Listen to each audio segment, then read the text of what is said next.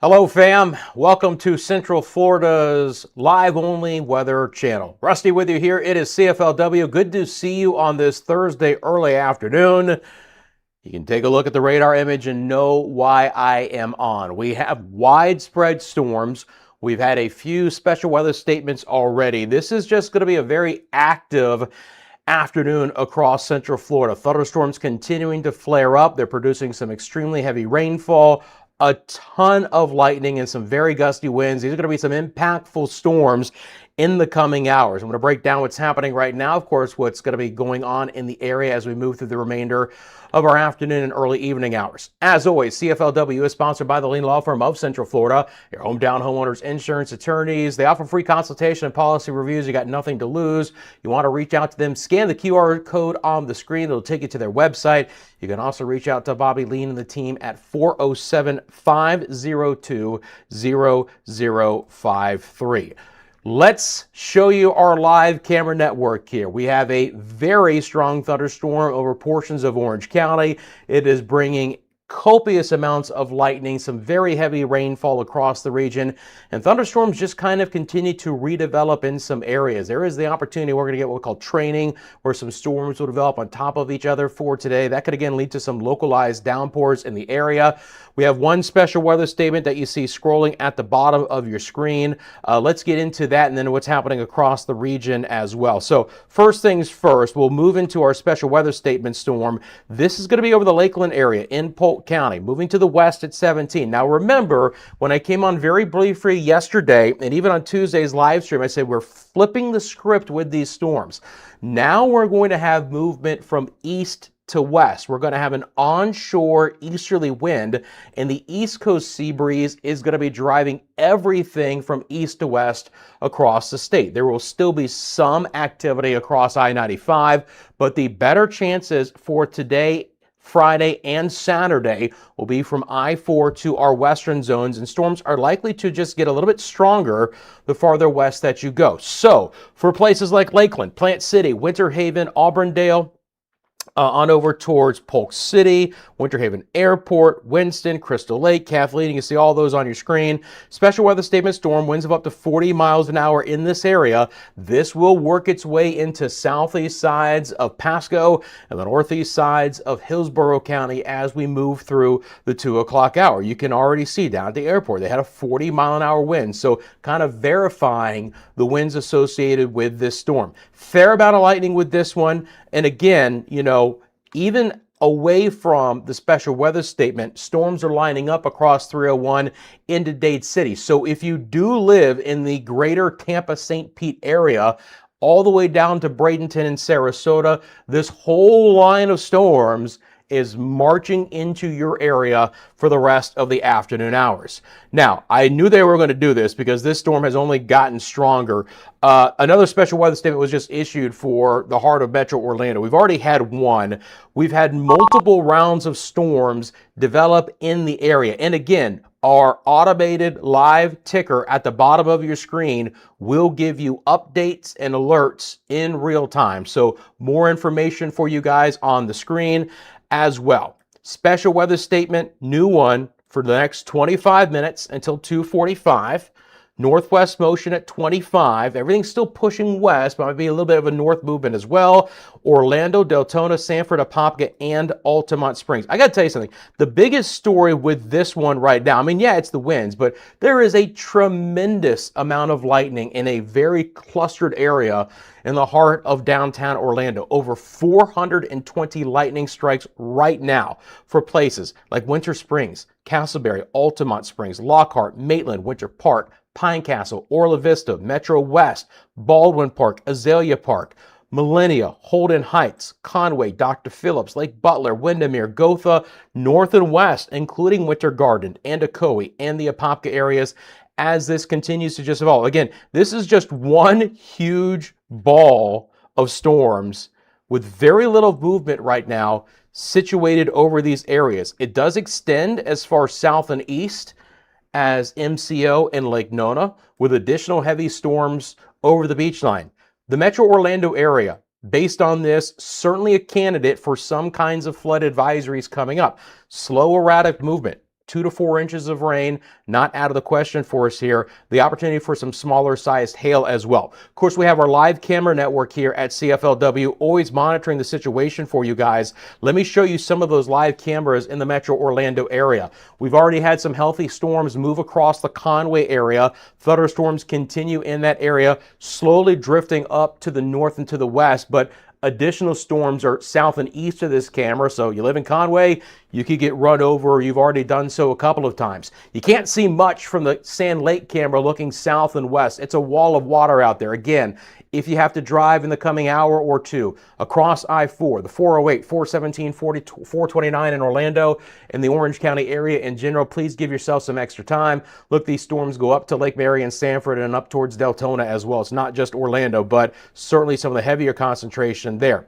Thunderstorms continue to move across the western side of Orange County. Multiple storms have already crossed places like Ocoee and Winter Garden.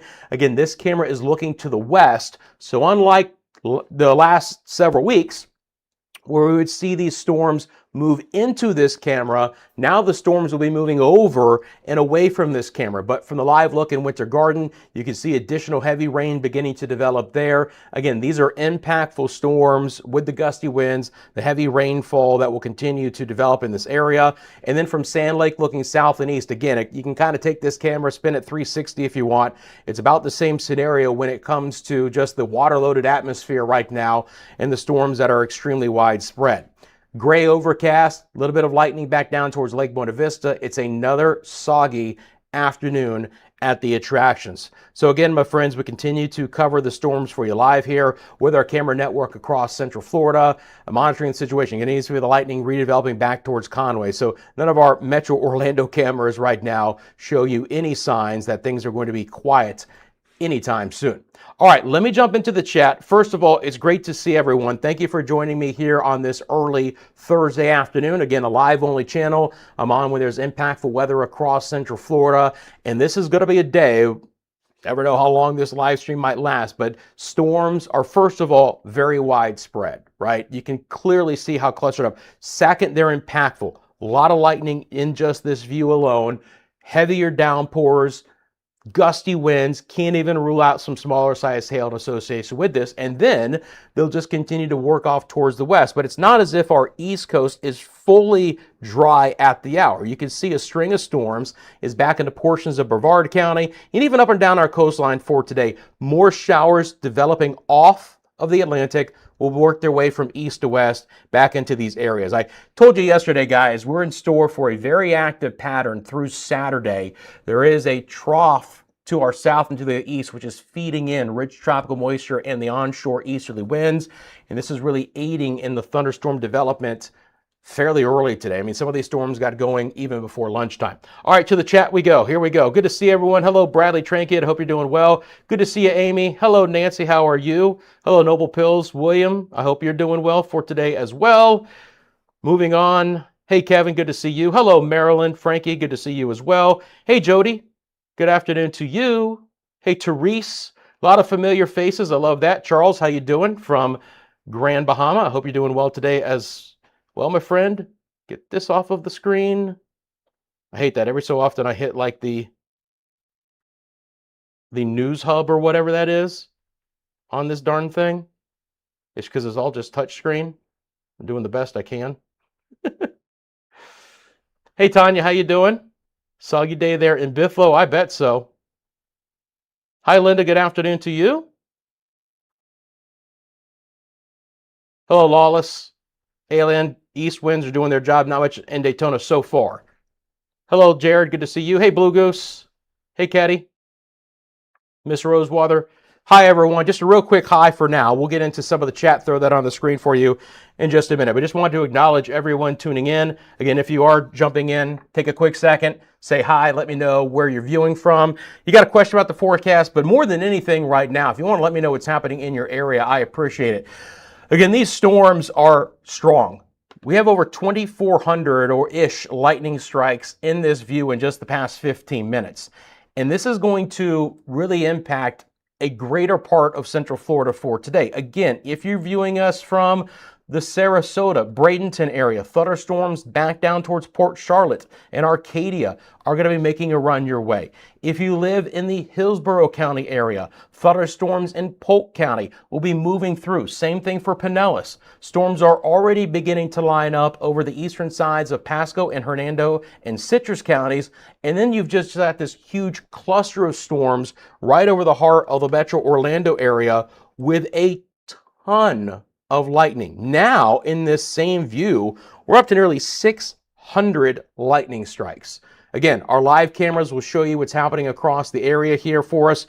But again, just be prepared for these strong and potentially severe storms to linger. And as we continue to get this heavier rain, we're going to have to also keep a very close eye out for the possibility of some flood advisories in some areas. We could get potting on roadways and flooding of low-lying areas fairly quickly for today. And there could even be a little bit more widespread flooding as we move through the remainder of the afternoon hours for us here.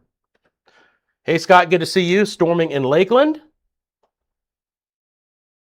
Breezy's one of our moderators saying in Okeechobee, some heavy rain and lightning. Appreciate that.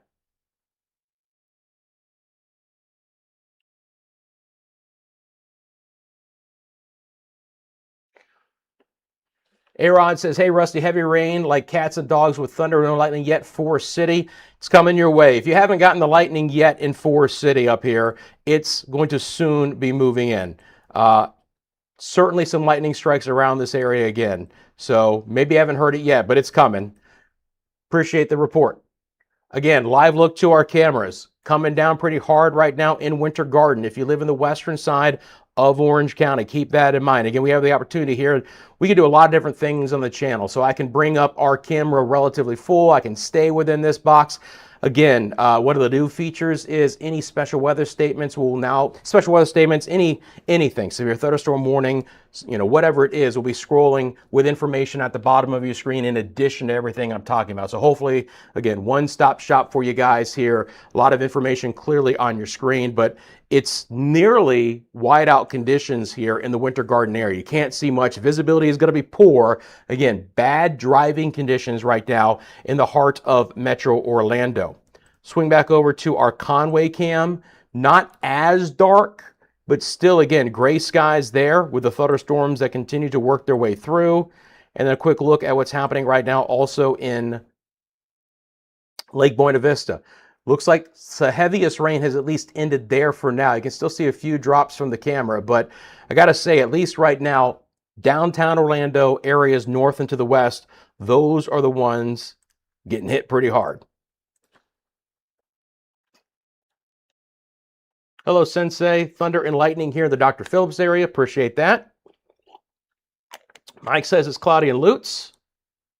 The 34731 is sunny and hot. So that's Fruitland Park, by the way. You get breezes right now in Okeechobee. Heavy lightning rain in the Brighton Indian Reserve, southeast of Lake Okeechobee. Thanks for letting us know what's happening all the way down there. Again, I appreciate all of the reports. Appreciate everyone taking a second to come in. Appreciate everyone tuning into the channel at the hour as well. Very, very active afternoon for us here, guys. Storms are going to be pulsing up and down the remainder of the day. They're going to be lining up. They're going to be marching their way off towards the west. So again, we flip-flop the pattern. Now, if you live in our western areas and you still didn't get some of the big time rains last week, I know Citrus County, Levy County could use a little bit of a break from some of the heavier rain, but if maybe you're one of the areas that didn't get as much, now you're the ones with the opportunity. The onshore winds off the East Coast will still bring in some spotty showers, just like they did last week for the West Coast. But now it's inland and western areas with your better opportunities. You know I'm keeping an eye. It's not as if it's completely dry. Indian River County, Brevard County, Volusia, Flagler, up to St. John's. It's just certainly more concentrated inland, and storms are likely to fire up and get a little bit stronger the farther inland that they move. Didn't take long today, though, right? Heat of the day fired up, and we were pretty good to go. So they have allowed this special weather statement to expire for the short term. Again, I'm just going to reset my system here real quick. When I put it into loop like that, we just lose those times. Now, what I would expect is potentially your next special weather statement is north of there to include portions of Hernando and Pasco. Just a thought. but the thunderstorms right on 301 right now are certainly ramping up. Fair amount of lightning down towards Dade City and Zephyr Hills. Again, two different 40-mile-an-hour wind gusts, one in Plant City, one south and west of Lakeland. So verified 40-mile-an-hour winds with this storm. That's going to try and to get into places like Bloomingdale and Brandon and Dover and Mango and Seffner in the next half hour, again, with everything working off towards the west.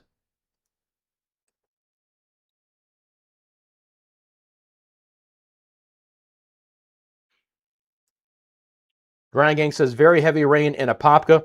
Oh, indeed. Again, in Orange County, it's coming down in some spots. Tremendous amount of lightning to go along with it, too. 875-ish lightning strikes in this spot.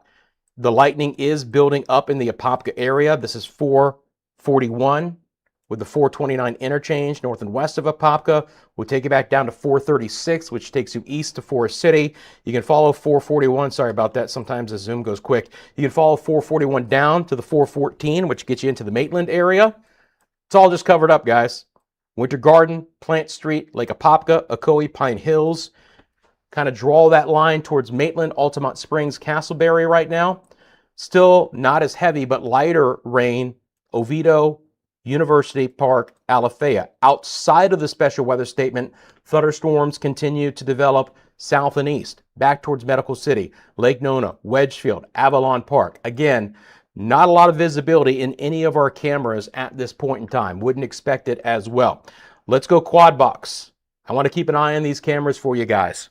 Again, you know, big time thunderstorm activity right now in the area.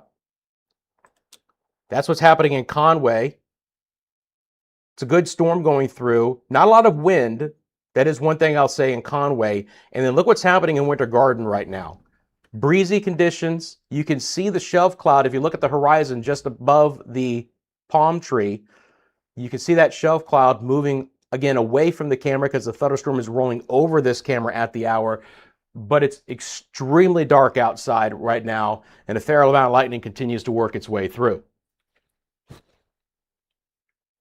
Miko has thunder. Appreciate that.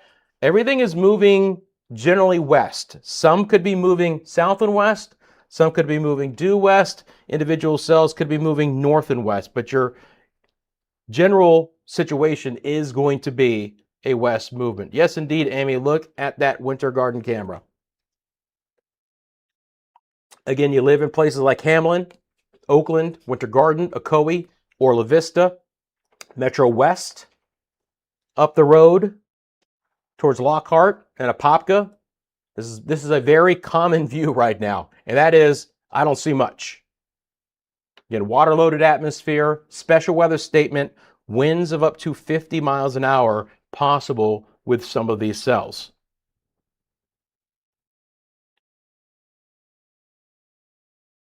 Someone says, your internet's been going nuts. Yeah, I would imagine. Look, certainly the opportunity for some power outages, right? Just based on all the electricity in the atmosphere.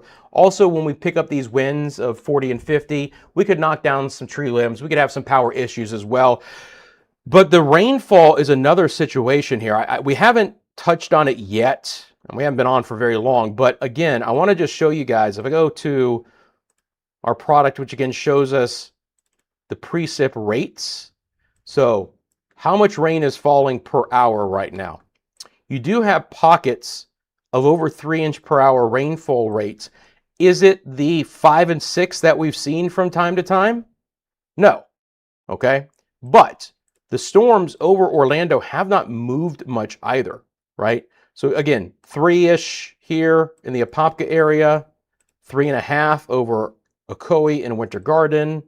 Here's another pocket of nearly 4-inch per hour rainfall rate. Same thing for Avalon Park. So you have widespread, probably 1 to 3-inch rainfall rates per hour, some higher than that.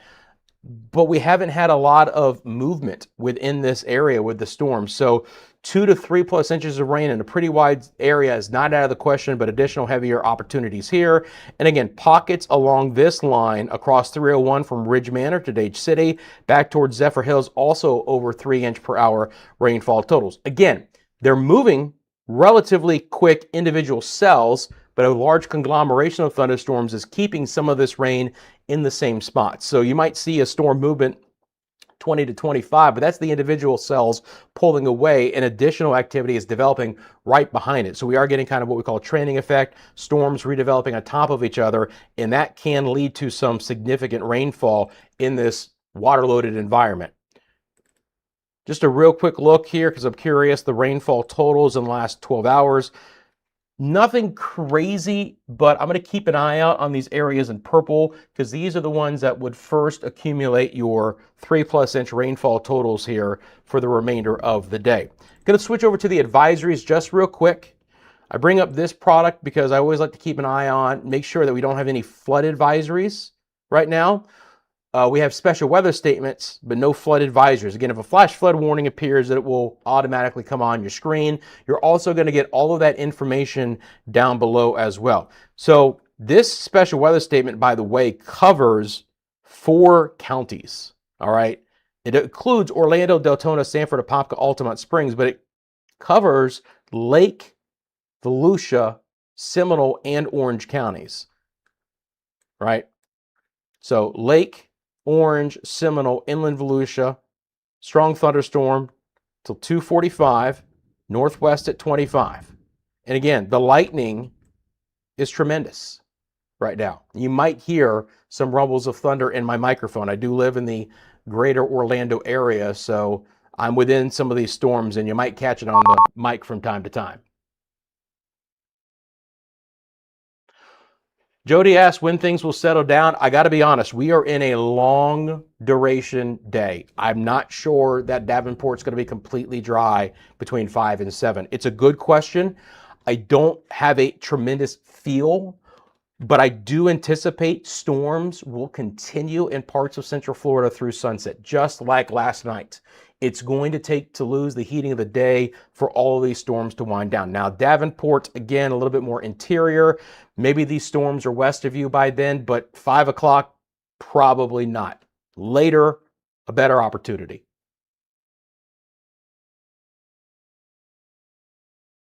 Holy thunder today. Yeah, it's pretty noisy.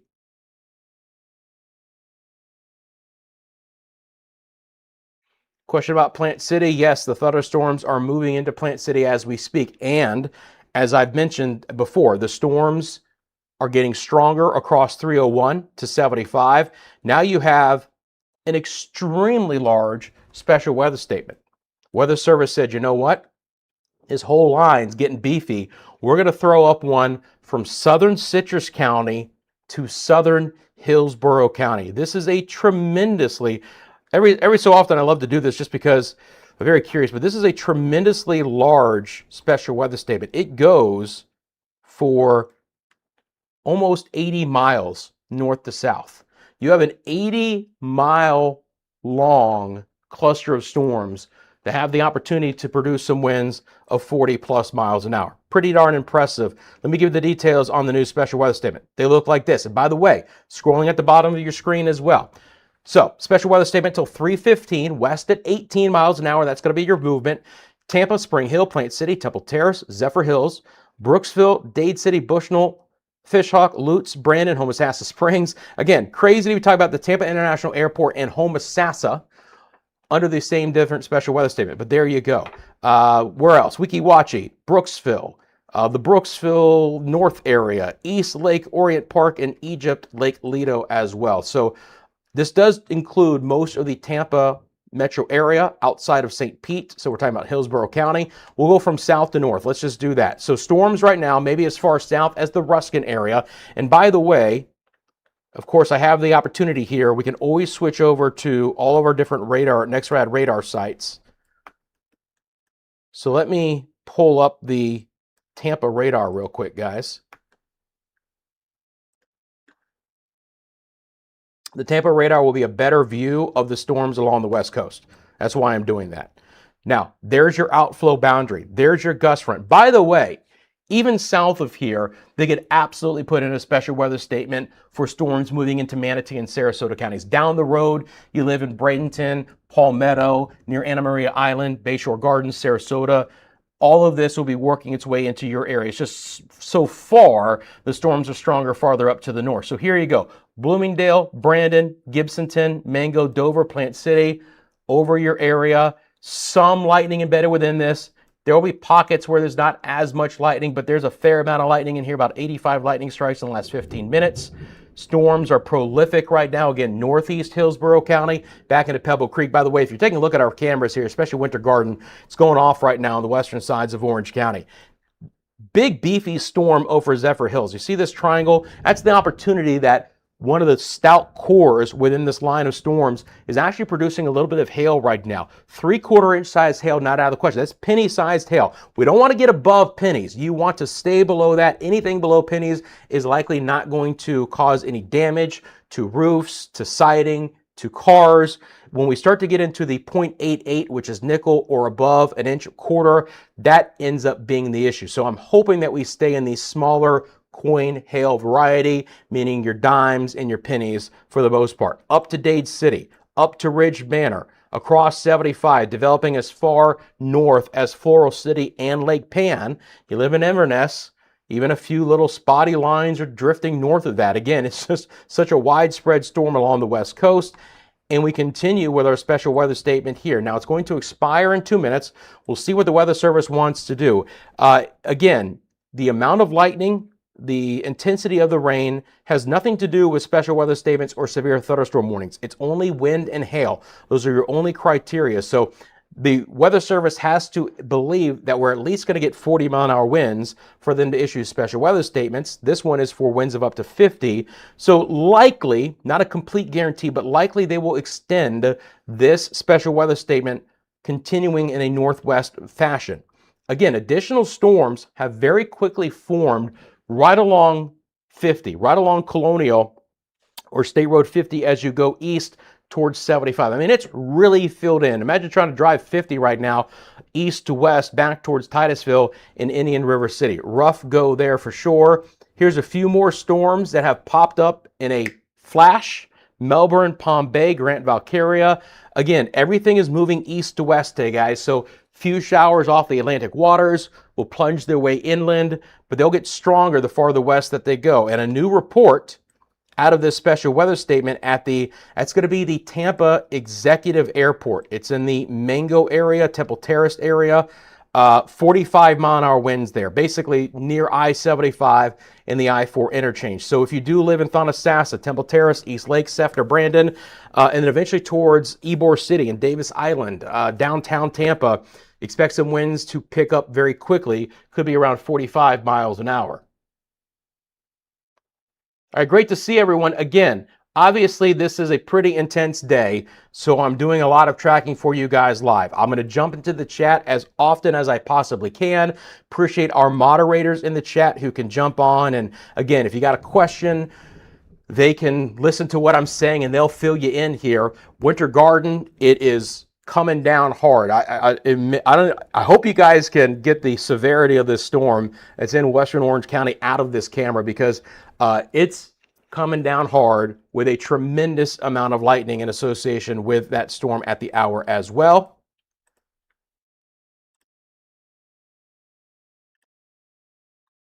Still a very ominous sky in Sand Lake too, right? Very ominous sky in Sand Lake, but generally speaking, looking a little bit better there at the hour. Some of the thunderstorms in the southern sides of Metro Orlando pulling back to the north and to the west. Again, continuing to monitor everything that's happening in the area for you guys live with our camera network. Stormy afternoon across Central Florida, guys. Big time storms here. I'm going to go out to our standard view. We always use this view to kind of reset the scene. And the scene is now we have 2,300 lightning strikes in the last 15 minutes. So copious amounts of rain, tremendous amount of lightning, winds right now which are peaking over 45 miles an hour in portions of Hillsborough County, and they'll be making a run into the rest of Tampa St. Pete in the coming hours. So get prepared for that. Still, right now, we're in summer break for the kids. That's good news. I mean, if there's any school districts that are back in session right now, let me know. But I'm pretty sure the vast majority in Central Florida don't return until at least Monday. But, you know, here's the bottom line. You need to run to the doctor's office. You got an errand to run for the early to mid-afternoon hours. We're going to have some problems out there. We're going to have some impactful storms. We're going to have some ponding on roadways. You're going to want to give yourself a lot of extra time. If you can delay that travel in these areas where we have these significant storms, I would certainly recommend that. It will improve slightly later today, but we're still in store for several more hours of these widespread storms and impacts. And again, additional areas of flooding are likely to begin to develop under this environment. Getting back into this storm here, I'm going to do a track on this one because I want those who live in Hillsborough County to get prepared. West at 18. Let's track this together, guys. Sorry about that. Just want to make sure I have a large enough view when I draw on my track. Basically, I'm just going to do Hillsborough County for now, and we'll go from here. It's going 18 miles an hour. Now again, with my system, based on where the storm is, based on the forward speed, to the very second we can get to where a storm is heading. So maybe you don't see your area on the screen, but as I zoom around, you might see the exact time of arrival and the countdown to that impact. But there are some of the times. East Lake, Temple Terrace, 2:52, University, 3:02, Lake Magdalene at 3:08, same thing for the downtown Tampa area, Egypt, Lake Lido, 3:15, Greater Northdale, and Greater Carrollwood at 3:18, up the Veterans Expressway, the 589 Citrus Park, 3:30, Town and Country Inn at 3:31. So as an example, you live in South Tampa, 3:19. You're down in MacDill, about the same situation, 3:19. I'll drop that down a little bit more so you guys can see. The Gibsonton area coming your way in about 5 minutes. Palm River, Claremelle, about 7 minutes away. Again, the opportunity for some 45-mile-an-hour winds in association with that. Again, reported out of that storm not that long ago. That report was at 2:35, just 13 minutes ago. Bad Weather Freak says good rain in Claremont. Hillsborough County starts back Monday. Kathy asked about Newport Richey. Again, if you live west of this line, this is coming your way. Everything is moving east to west. So if you live along the west coast, and really it's not just in these areas, this is where the strongest activity is, but it goes all the way up into northern Citrus County. All of this activity is pushing west into your region. So get prepared for these storms. The green line, by the way, from the Tampa radar is what we call the outflow boundary. That is that gust front out ahead of the main line. So if you do live in places like Land O'Lakes, or Lutz, or Town and Country, or Carrollwood, you probably felt that gust front come through. It's a cool little blast of air with a wind direction shift. And now the storms will arrive momentarily. If you live along US 19, that will be moving through first. You'll feel that gush of cooler air race into your area, and then the storms won't be very far behind it. Hernando starts Tuesday. Okay. Yeah, I figured for the most part. Checking in from Floral City up in Citrus County. Appreciate the information there as well. I hope no one loses power, but if you have lost power or if you've had a power bump, again, let us know in the comments section below. You can just see, guys, if I just zoom out, look how widespread these storms are. We haven't even talked about South Florida yet, but they've been getting nailed too. It's the situation that we're under for today. While there is not a special weather statement currently in effect for the Orlando area, it's not as if this storm has lost much of its intensity. I want to be clear, if you live into Lake County right now, Astatula, Montverde, Claremont, and then back into western Orange County, still continuing here, Oakland and Ocoee, still coming down hard. Winds could still easily be 40 miles an hour from time to time. Go back and show you some of our cameras here live. Again, Winter Garden camera, it's going to be that way for a while. It's just completely gray out there, so reduced visibility, and again, good downpours from time to time as well. You'll always get your special weather statements scrolling at the bottom of your screen, keeping you guys up to date there. So the 445, I need to go back over to my advisories real quick.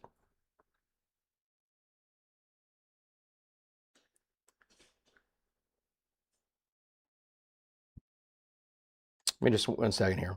All right, so they have issued a flood advisory.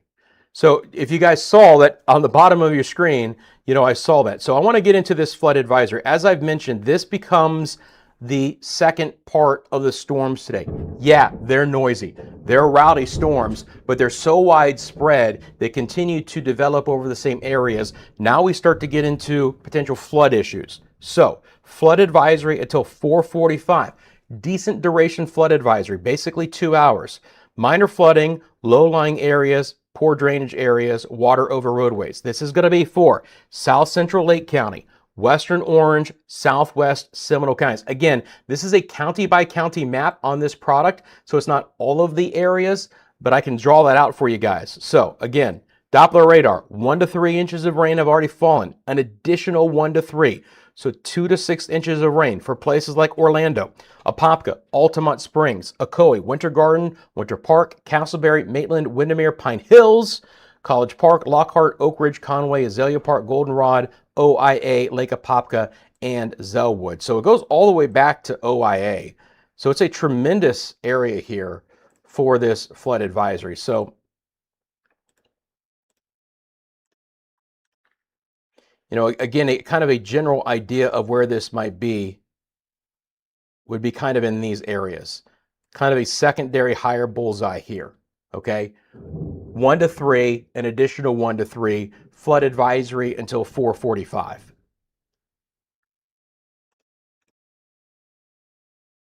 All right. Again, that's the second part of the equation here, guys. Special weather statement now in effect as well for portions of Sarasota, Northport, Sarasota, Port Charlotte, west at 18 as well. We're going to fill in this entire line, guys. All this activity is going to be on the stronger side. Winds will be the most widespread update, or excuse me, most widespread impact. But obviously coming along with a tremendous amount of lightning and some heavier rainfall too. So these storms are beginning to arrive across the 75 corridor, back towards 275, right into the heart of downtown Tampa, Ybor City, East Lake, Seminole Heights. You guys live in that area, look off towards your east. Here it comes. Same thing for Temple Terrace. Not a lot of lightning there yet. You back it up a little bit though. And again, more lightning strikes here. Little bit less lightning down here right now. If I go to the north, watch the lightning counter pick up. So really right now, you know, up towards Pebble Creek and Wesley Chapel, these are the areas with the more intense cells. Zephyr Hills, between Zephyr Hills and Wesley Chapel on 54. Even the opportunity for a little bit of hail out of this. Again, half-inch size there.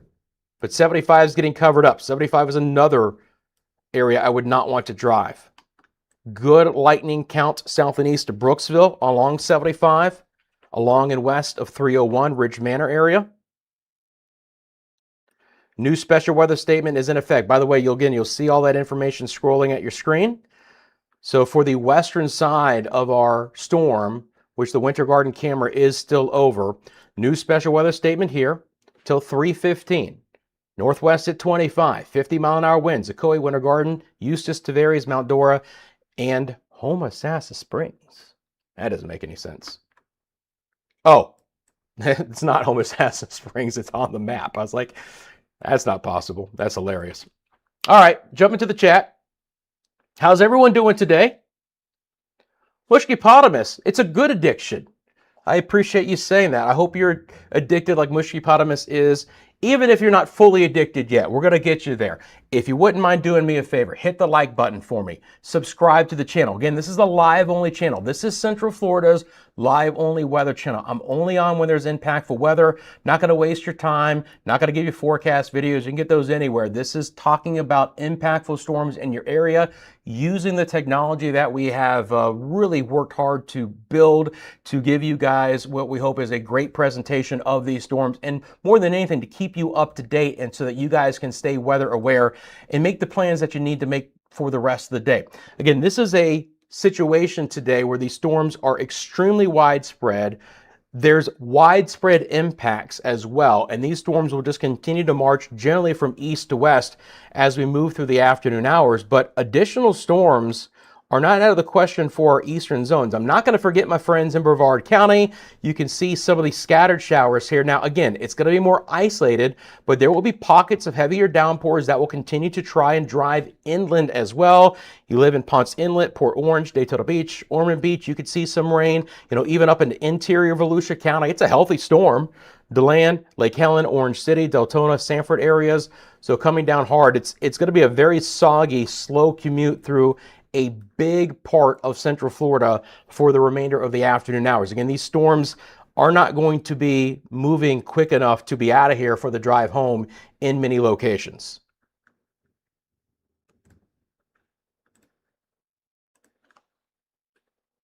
Just now, good afternoon to you as well. Again, jumping back into the chat from time to time. Wingman says, good rain and boomers here in the Audubon Baldwin Park area. Appreciate that. Everything is going west. Yep. Just now, good to see you for today. Just checking in. I appreciate that. Passing wind has some thunder there in the west side of Jacksonville.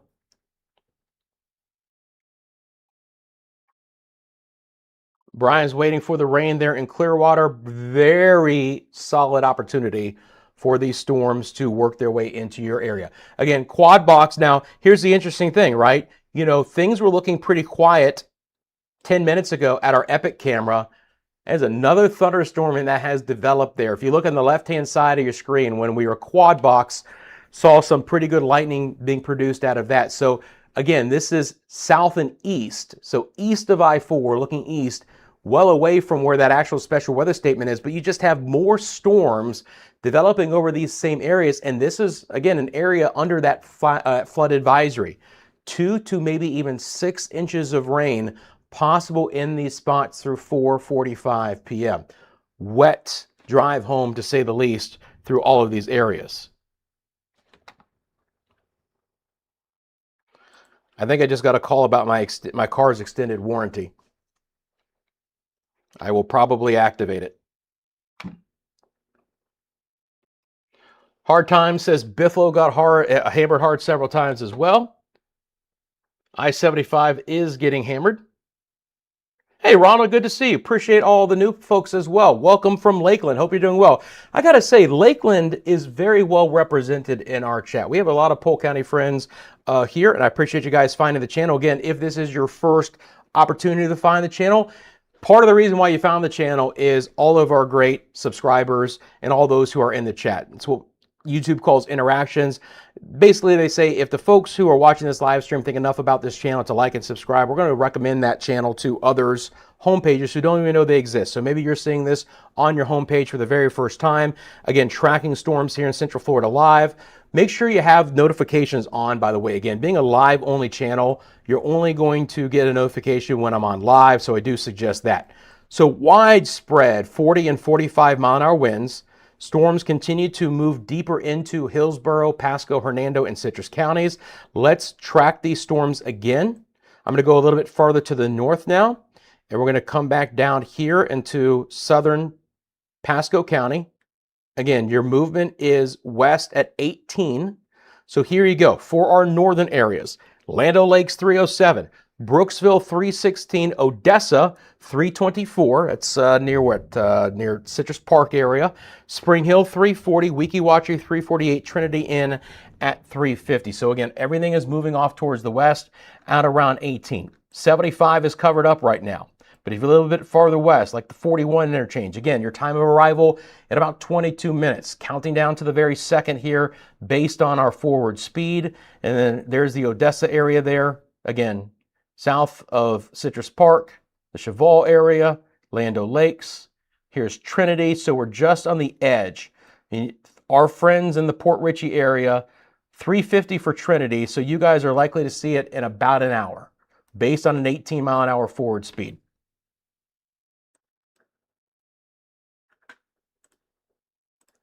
Find where my mouse went there for a second. Okay. Farther north, it's a little bit more scattered, but I'm going to do a track on that for you.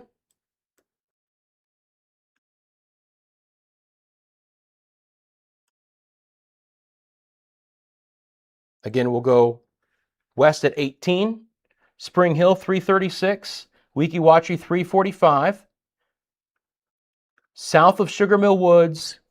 Now, again, the special weather statement does go that far north. The storms near Floral City haven't fully evolved yet, but we'll see if they mature in the next 15 minutes. And we can do another track on that one later. But for a lot of Hernando County right now, and again, eventually towards places like Spring Hill, Weeki Wachee, Arapika's there. There's Bayport right along the coast. Again, towards the top of the 4 o'clock hour, the strongest part of that cell moving into coastal Hernando County. But that's just the beginning of it. Again, that line is fairly wide. This storm, which continues with the special weather statement for mainly Lake County, it does include places like Oakland and Winter Garden and Ocoee in Orange County. But for the beefy part, it's Claremont, Mineola, Montverde, Groveland, Mascot, continuing to track off. Eventually into Sumter County. So one of the big cores of that storm, Center Hill 323, Lake Pan 346, Coleman in at 347. It's going to be hard to continue to track all of this in real time. It's going to be a very interesting thing. There are more areas of rain than not on the radars right now. Tremendously water-loaded atmosphere, tremendously active pattern. Going to switch back over to the Melbourne radar again. More rain is still trying to develop along our east coast, work its way in, well away from the heaviest stuff. Look at how nasty this storm is. Union and Azalea Parks, Alafaya, UCF, Chuliota, Avalon, right on 50, building east as far east as Mims, Titusville, and Indian River City. Not horrible there in Brevard County, but still some scattered showers out there. Seek and you shall find Arapika. Question about Ocala getting rain. You have a tremendous opportunity for storms across Central Florida. If you don't catch the initial area, we have the rest of the afternoon and early evening hours to go. Storms will likely continue through sunset in some fashion before they fully wind down. So if you haven't gotten rain yet, you have a good opportunity. Very healthy storm near Venice, Sarasota. Bit of a break in the action for Bradenton, Bayshore Gardens, Palmetto, Anna Maria Island, Memphis areas, but some rain and storms in between the two special weather statements. Storms, again, have moved through the 75 corridor. Let me make sure I got these winds back on for you guys as well, because obviously now we have more reporting stations. Downtown Tampa, McDill has an automated reporting station. Nasty cell right over 275. Seminole Heights, Egypt Lake Lido, University, Carrollwood, Northdale. You see that flashing color there? That's high reflectivity, high intensity to those storms. And I'll show you guys one more thing here. I take this off in this situation because it's too much. But if I bring you to this part, anywhere there's a stronger cell, the radar system will pick up and it will show you its own individual cone. So just to be clear, everything is moving west. Everything that we're picking up is moving west for today. We've completely flipped the script. There is a bit of tropical moisture south and east of us. It's pulled in an onshore easterly wind for the east coast. That's obviously an offshore wind for the west coast. And everything is now driving itself east to west, not only for today, but Friday and Saturday as well. Mushki says, thunder booming there in the villages.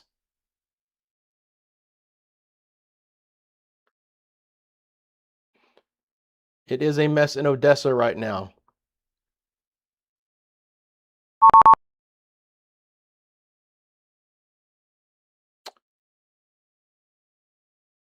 Hey, Kelly, good to see you. Says, glad this popped up on my feed here in Citrus County. Well, Kelly, if you don't know, I'm a Citrus County native. I was actually born and raised in Crystal River. Technically, I was born in Ocala because back then there was not a maternity ward in Citrus County. I'm not that old. It just shows you that Citrus County had some progress to be made before Seven Rivers Hospital really got their act together. But yeah, so technically born in Ocala, but raised in Crystal River. I am a Florida native. You can find bio information from me down below, but I've was a television meteorologist for 25 years, a lot of different parts of the country, including 7 in Oklahoma City and 10 in Orlando, and happy to be with you guys on the digital side. This is tremendous to build this channel with you guys. Something I've really wanted to do because of the flexibility it gives. We can come on, we can interact with each other. First of all, love to have you guys in the chat. It really makes the channel, right? If it's just me droning on, that's never going to work. But for you guys to jump in and help things out, first of all, by letting me know where you guys are viewing from, what's happening in your area. Again, wisdom of the crowd kind of situation here. And of course, we have the technology of the channel to help to kind of fill in the weather story across Central Florida. So appreciate you tuning in from Citrus County.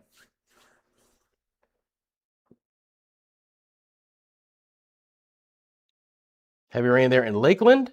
Hey, Fast. By the way, I'm doing what I can to catch up with the chat. I appreciate all of it. And again, thank you for letting me know. So Apopka, near Wekiva, 1.69 inches of rain so far. Needed it. Hopefully not too much more in too short of amount of time. That's going to be the biggest potential issue with the rain in portions of Orange County. Again, flood advisory continues. Now, an interesting thing, if I go back over to these cameras real quick, but not do that. If I go back over to these cameras real quick, again, you guys will see the situation. So Winter Garden, the storm, is pushing a little bit deeper into Lake County. Slight edge to the clouds now on the left-hand side of your screen. And I mean a very slight edge to the clouds, but at least there's a slight edge to the clouds. So slightly improving. But if you think it's done, no. Sand Lake camera. Just before I brought that up full, there was a beautiful lightning strike, if you will, there. So again, this is back into south central Orange County. There are more rain and storms coming back in to the western side of Orange County, everything moving north and west. But there was a beautiful blue lightning bolt on that Sand Lake camera. But you get the idea, right? Storms are beginning to move in very quickly. Good to see you, Kevin from Sebring. Thank you for tuning in. That's a solid number there in Paisley, 2.5 inches of rain plus. Appreciate that. Again, keep your reports coming, guys. Thank you for the information.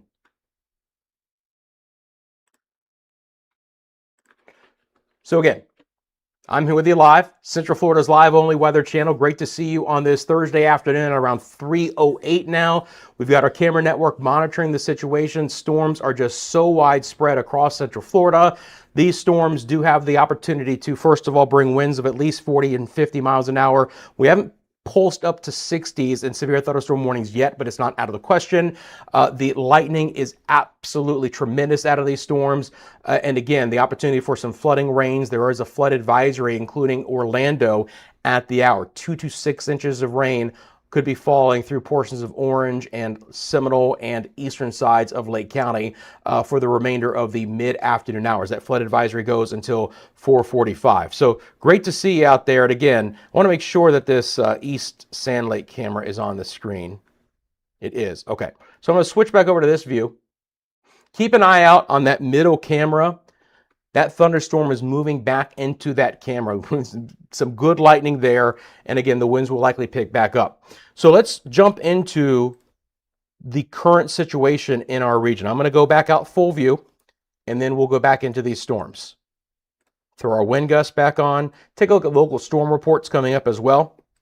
Again, I have at my fingertips access to all this information. I got to tell you, we spent thousands of hours on this channel building it, and hopefully you guys are getting something out of it. Very dark and windy there. Shake and bake at Sand Lake. I love it. Oops. There we go. Very dark and windy in the south end of the villages. Appreciate that. Hey, Lake Wells. Good to see you as well. I do have future radar capability. Sometimes I will show that, but again, this is a live only channel, so we tend to just track the storms. Every so often as I wrap up a live stream, I might show. I have access to all the model data, including the high resolution rapid refresh model, the hourly high resolution update. We look at that from time to time, but we don't normally sit here during times of active weather and go over the models. Again, we might do that once the storms move away from the area. Special weather statement for Sebring. I saw someone in the chat from Sebring. West at 26, winds of 40 miles an hour there. Special weather statement is getting closer to Sarasota. West at 18 is your forward speed. Winds of 40 miles an hour there. Still have our exceptionally large for at least the next 4 minute special weather statement. Now, excuse me, this special weather statement is going to continue in some areas. We might have weakened a little bit in Hillsborough County, just a touch. As soon as I say that, they say, no, nope. We're going to make this thing even bigger. Now you're looking at well over 100 miles of special weather statements from Citrus County to the southern sides of Sarasota County. Basically, all of Central Florida, if you live along the West Coast, we now have special weather statements. I'm going to get to that one in just 1 second. Want to make sure I continue. Lake County special weather statement expires in 4 minutes. That one might be allowed to expire, but if you live in Claremont, Montverde, up the Turnpike, up 27 towards Leesburg, Yahala, Fruitland Park. Nice little storm in the Villages, as someone says, south side of the Villages. Little storm has just developed there very quickly. That's a big, this is one of those pulse thunderstorms. You can get a nice little hail core out of some of that very quickly sometimes. All right. So this is looking from the Melbourne radar. I'm going to jump back over to the Tampa radar real quick, guys. It's hilarious when there's so much on the screen. Sometimes it's hard for me to find the pinpoint of where it is. So a couple of things to point out. First of all, again, you guys are getting all of the information that I'm going to go over scrolling live at the bottom of your screen. It's a new feature. You'll even get an alert, and you'll see that icon come up that says there is an NWS alert for you guys to be aware of. I'm going to filter out some of this, obviously, but we have a large special weather statement. We have a special marine warning. That is what is in blue. So they have also issued special marine warnings. It's going to include the bays all the way back down to Tampa, St. Pete. First of all, any non-commercial vessels, hopefully in this area, have already found safe harbor. If not, if for some reason you know someone who's doing some fishing today, even on the bridges, I hope, first of all, they're paying enough attention that they understand these storms are coming. But if not, give them a heads up. This is some of the areas, marine-wise, impacted by that special marine warning. And that's winds of 40 knots, around 45 miles an hour. So in 2 minutes, we're going to lose this special weather statement. And then the larger special weather statement will take over. They've upped the forward speed to 26 miles an hour. And it's just a tremendous amount of areas here. These are just some of the spots included. Tampa, Spring Hill, Clearwater, Largo, Sarasota, Bradenton, Pinellas Park, Seminole, Newport Richey, Palmetto, Brooksville, St. Pete, Hudson, Fort DeSoto Park, Holiday, Homosassa Springs, St. Pete, Lutz, St. Petersburg, interesting, and St. Pete Beach. Probably just the distinction by the airport. Not really sure why they went with the double there. And by the way, again, this now extends into the Bradenton area. All right. So now, to show you how widespread these storms are impacting, now you have special weather statements that extend for over 125 miles north to south along our west coast. I know Florida's a long state, but that's pretty impressive to have a line of storms, all with the opportunity to produce some winds of 40 and 50 miles an hour. The numbers on your screen, by the way, are automated reports of wind gusts for us. I can look at local storm reports too, okay? So anytime we start to have some impactful weather, we're gonna get some local storm reports. Flood report here in Orlando. Street flooding, vehicles stranded. It's gonna be 1 mile north and east of Wet and Wild Water Park. Wet and Wild, which doesn't exist, right? Are we talking about Volcano Bay? Isn't that where they took Wet and Wild and made a Volcano Bay, or am I wrong? It looks like that's the area, right? Just south of the Turnpike. Anyone live in this area, by the way? Anyone live in that Tangelo Park area that might have seen any of these vehicles stranded? Let me know in the comment section below. There's your wind report, by the way, of the 45. So we saw it, and then there's the report of it at 235, again, northwest of Mango. That's going to be at the Tampa Executive Airport there. Thank you, Wingman. Not surprising. MCO showing hour delays.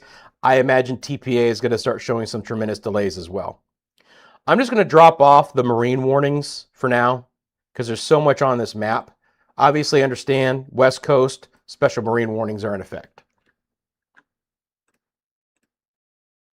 And your lightning count over 2,000 lightning strikes. Winds really starting to pick up now in Holly Hill. I-4 east out of Tampa is backed up 5 miles. It's going to be a problem. There's going to be some impacts to the drive with all of these storms. Now downtown Tampa has reported a 38-mile-an-hour wind. McDill has reported a 30-mile-an-hour wind. So you just have a very strong storm moving into this area. Now it's 3:15. We're a little bit before the heart of the drive home across I-4, 275 and 75, but it's still tremendously impactful. Let's track out this storm, guys, based on our forward speed. Here we go. Town and country right now. Spring Hill, 325. Bayonet Point, 338. Palm Harbor, Bradenton, 339. Pinellas Park, 340. St. Pete, 341. Dunedin, 341. Clearwater, 347. And Largo Inn at 349. So if you live along the West Coast, tracking these storms for you again, all with the opportunity here to produce some winds that are going to be exceedingly on the stronger side here.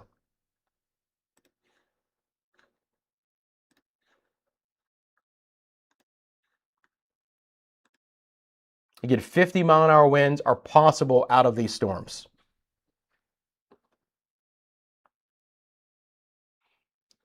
Hello, other Amy, coming down in Ormond Beach now.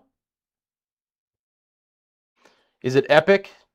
That's where Wet n Wild was, somewhere down there. I know Wet n Wild doesn't exist anymore.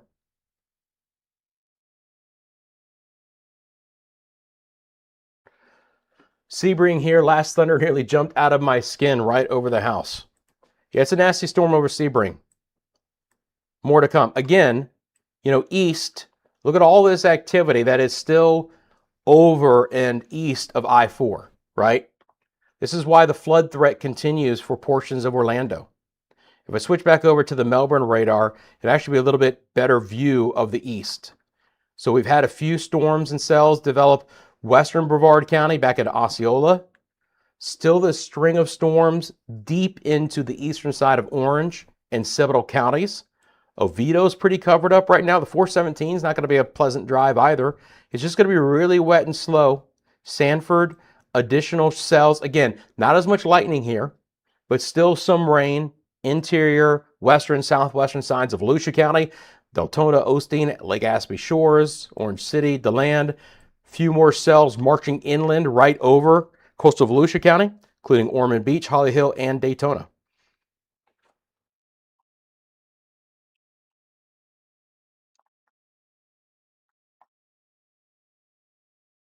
Wishkey has more storms in the villages. That is a little cell that has pulsed up pretty quickly in that area. So look, Turnpike 75 interchange is never a fun part of driving regardless, but you factor in reduced visibility out of the roadways and you got more issues. I'll put this into motion for you guys. So again, everything is moving east to west. Sure, some of the individual cells might have a northwest movement. Does look like, if anything, it's slightly north of west for the most part, but everything's tracking west for today. So we're going to see widespread storms I-4, I-75 to US 19. Still some spotty rain will pull inland from the coastal waters along the east coast. So some scattered showers here for the area. Not as widespread, not as generally impactful, but still some decent storms not out of the question along places like St. John's and Flagler and Volusia and Brevard County coast, Indian River County, of course, too. Appreciate it, Ellen. Thank you very much for saying so. Hope you're doing well for today.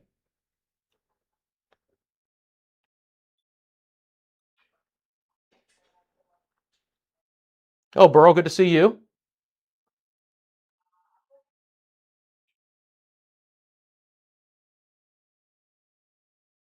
Yeah, Wet n Wild was long gone. Long, long gone. Again, just resetting my shot here. So let's get back into this special weather statement pushing through our western zone. So, I mean, it's all the way down Sarasota County. Bradenton's getting hammered pretty good right now. Holmes Beach, Memphis, Palmetto, Anna Maria Island. You guys know those areas. There's the Skyway. The radar is out of the Ruskin area. I'll switch over to Ruskin radar. That's the Tampa radar. Again, cone of silence around that radar, but it'll pick up these storms a little bit better. Very solid, and now 3 different reporting stations of at least 30-mile-an-hour winds, but now we're picking up, that's TPA, that's reporting a 41-mile-an-hour wind now. So the airport, 309, 12 minutes ago, 41-mile-an-hour wind. You're going to get those kinds of winds in town and country. Carrollwood, Northdale, Cheval, Odessa, Citrus Park, Lando Lakes, slightly quieter north, and then it picks up again with another intense cell right over Brooksville. And anywhere that you guys see this green triangle, that's an opportunity that some of those cells have at least the potential for some hail, right? Hopefully smaller sized hail, hopefully not significant sized hail, but hail is not out of the question within some of these storms. Storms are developing as far north as Homosassa Springs, Sugar Mill Woods, good storm over Inglis and Crystal River. And again, additional activity behind that spreading into the northwest sides of Lake County, back and trying to get into the southern sides of Marion, northern and eastern sides of Sumter, right over the Wildwood Villages area. That storm has really pulsed up quickly. I mean, look, this is a very tight view in the Wildwood Villages area, and they've had 180 plus lightning strikes in just the past 15 minutes there.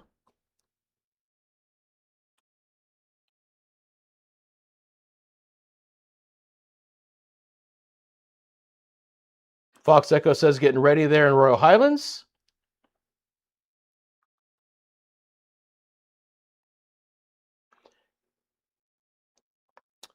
Hello, XRP Plumbing. Good to see you. Hope you're doing fine on this Thursday afternoon. Again, XRP, one of the moderators of the chat.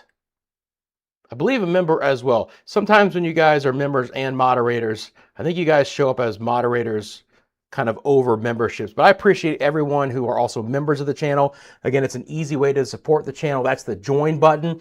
You have access to exclusive badges and emojis during your live streams here. Your names come in green, but one of the benefits is you also have access to exclusive member short videos. So live only channel, I'm only on when there's impactful weather, but in between these live streams from time to time, I'll produce member only content, just kind of giving you my behind the scenes thoughts when I think we might next be on, you know, what the impactful weather looks like ahead for us here. So appreciate all the members of the channel. The Storm Squad, we call ourselves, by the way, and my 9-week-old golden retriever is the newest member of the Storm Squad, Sassy. And hopefully you want to join the Storm Squad as well. Again, if nothing else, thanks for taking a quick second, hitting that like button and subscribing too. New special weather statement, small one up in the Williston area, just east, including Romeo and Flemington for winds of 40 there. You can see that even towards I-4 up and down, all the way towards Daytona Beach. The radar just continues to fill in. Stronger out west. Lake Placid, Sebring, this special weather statement here. Again, movement there is west at 26. Venice, 30-mile-an-hour winds. That storm coming through. Now a 25-mile-an-hour wind here. Bradenton, Sarasota area. Beginning to move across the bay into Pinellas County. So from the airport, which is PIE, back down to downtown St. Pete. Now we've picked up a 38-mile-an-hour wind. Strong gusty winds will move into Gulfport, St. Pete Beach, Treasure Island, Leelman, Pinellas Park, Bay Pines, Seminole, eventually towards the coast, like Indian Rocks Beach, Bel Air, Clearwater. Storms are a little bit progressed farther west, quicker, a little bit farther north of the bays, Oldsmar, Town and Country. So they're going to get to places like Palm Harbor and Dunedin a little bit quicker. And the storms have even kind of outrun those farther north. Now they're beginning to get into Holiday and Newport Richey, Bayonet Point, Elfers area. Again, pockets of heavy downpours and a lot of hail, or the potential for some hail. A lot of lightning, the potential for some hail, just east of Newport Richey in the Elfers area right now.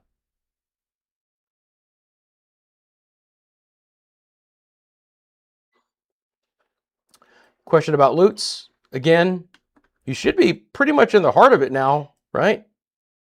Should be seeing some of that activity in the Lutz area. Where'd you go? I lost you here. Oh, Lutz, where are you? There you go. Should at least be some light rain in the region right now. The heaviest is just west of you. But again, additional stuff out to the east could absolutely bring a second round into Lutz. Starting to get sporty in Pinellas Park? I imagine it is.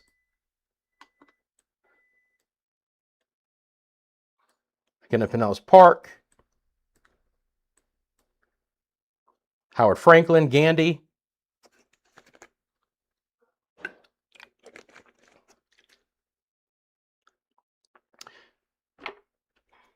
Brooksville, light rain. Rumbles every few seconds. Cloudy getting dark. Appreciate that. Thank you very much, Rich. Storm Chase says, yes, join the Storm Squad. Love it. Appreciate that support, Storm Chase. I'm glad you're getting something out of it, too. Again, you guys got any questions, let me know. I'll do the best that I can. Not much in Odessa yet. Okay, thank you. There is a little bit of a break here, right? I know the radar's showing some, and again, this is unaltered from the Weather Service offices, but some of this activity could be fairly light in nature embedded within this. You get into those higher, darker reds and those purples. That's the real beef of these storms right now. But likely you're going to get some in Odessa, Citrus Park, Lutz, off towards the east as well. Again, this is a tremendously large special weather statement that connects to another one even farther off towards the south. The rain in the metro Orlando area has moderated a bit, at least for now. Switch over to the Melbourne radar, and you can see that activity. It's still on the moderate side for the most part, but now when we look at the lightning count, if I zoom into Orlando itself, 94 lightning strikes. We were at over 500-600 a time ago, so maybe we're down to 20% of the lightning that we had. Still some pockets of heavier storms out east.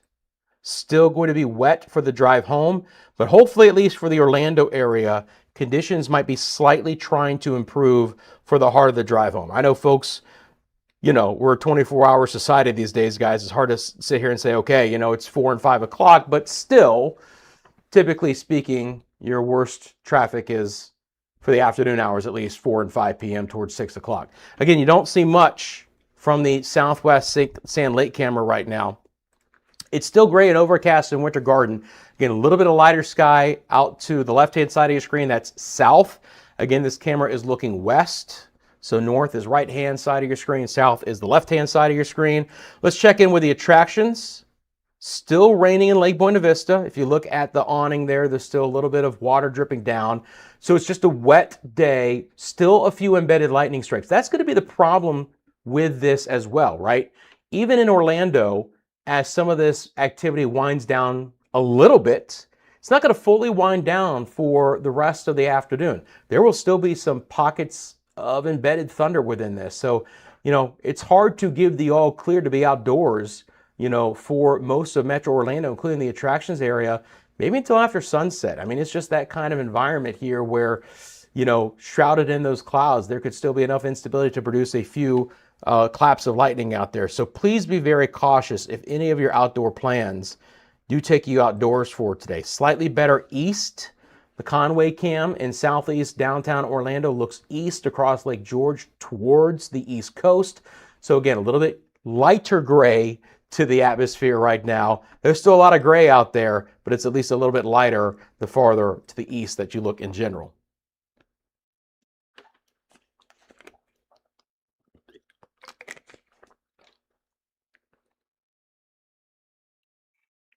So we have Lakeland coming back into the chat. Ketty says, oh Lord, thundering again in Lakeland. Enrique jumps in and also says it's nasty here in the Lakeland area. Again, appreciate that. I'll jump back in. I'm going to switch back over to the Tampa radar to do so. So again, while it may not look like a ton, you know, ground truth saying, hey, look, start to pick back up again in the Lakeland area. Storm probably redeveloping over their heads. Mine says getting windy here in Clearwater.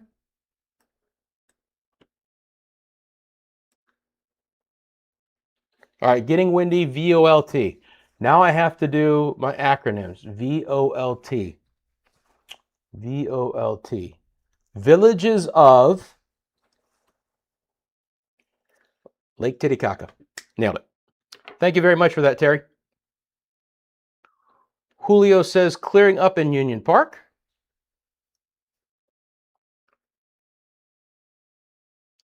D. Coker, good to see you. It is crazy over here on Cape Canaveral Space Force Base. Had a strong storm move through about 20 minutes ago, and looking east, the clouds are extremely dark. North is not too bad. Appreciate that.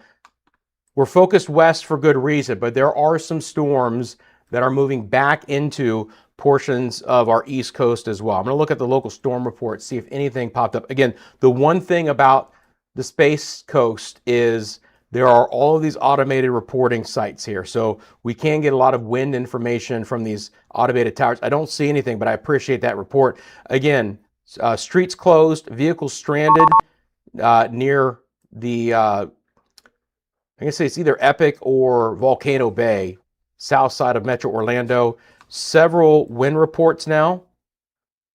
So we got a 45-mile-an-hour wind report. It's a marine observation at the Tampa Cut. Again, the 45 in Mango. And where did my third one go? Downtown Tampa, 41. Steinbrenner Field. Dale Mabry.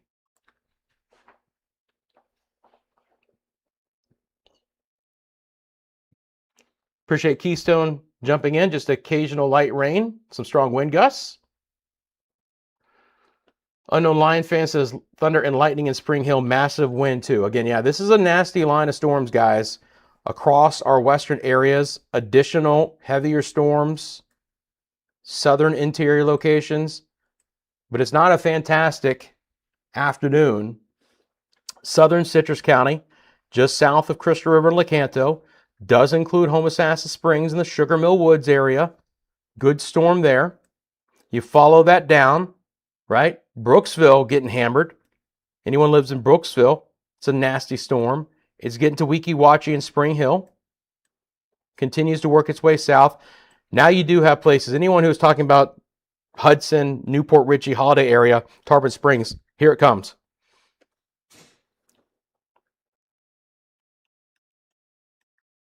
Again, this special weather statement will go for the next 26 minutes until 4 o'clock.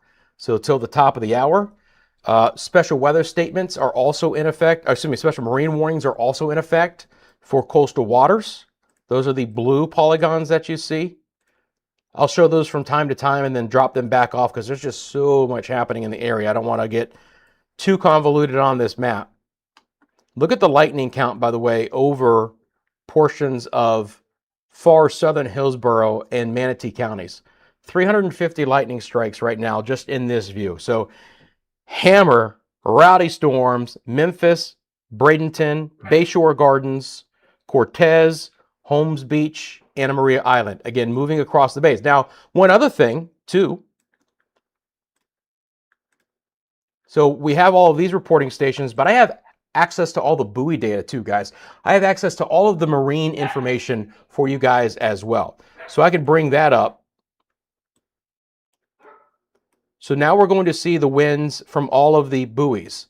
Obviously, we have some buoys and reporting marine observation centers and the bays. But then we also have our offshore buoys as well. So at times of hurricanes, we can track the storms with all the buoy data as well. Just wanted to see if there's any of the buoys here in the bays that was showing stronger winds than what inland areas were reporting, but it doesn't look like it. So again, here towards the port, you got a 37. That's McDill, or excuse me, that's Davis Island. That's McDill, isn't it? No, McDill South. So Davis Island 38, McDill 33. Downtown St. Pete 40. Nothing at this particular one, but its wind sensor may not be working, or it hasn't given us a new observation. Offshore tower here. So again, fair amount of reporting stations when you factor in the marine interest in the Tampa St. Pete area. So we do have that ability as well. Villages of Lake Tarpon. I thought it was Lake Titicaca. I thought I had it, Terry. Mushki jumps back in and says, blinding rain and lightning and thunder here in southern end of the Villages. 301 between I-75 and the Turnpike. Appreciate that. Again, this storm doesn't even have a special weather statement, and it's a pretty nasty one right now. Far northern sides of Sumter, Northwest Lake, trying to eke into the southern sides of Marion County. Again, all movement with this is west to west-northwest. 275 on the compass, so 270 is due west, so 5 degrees north of west.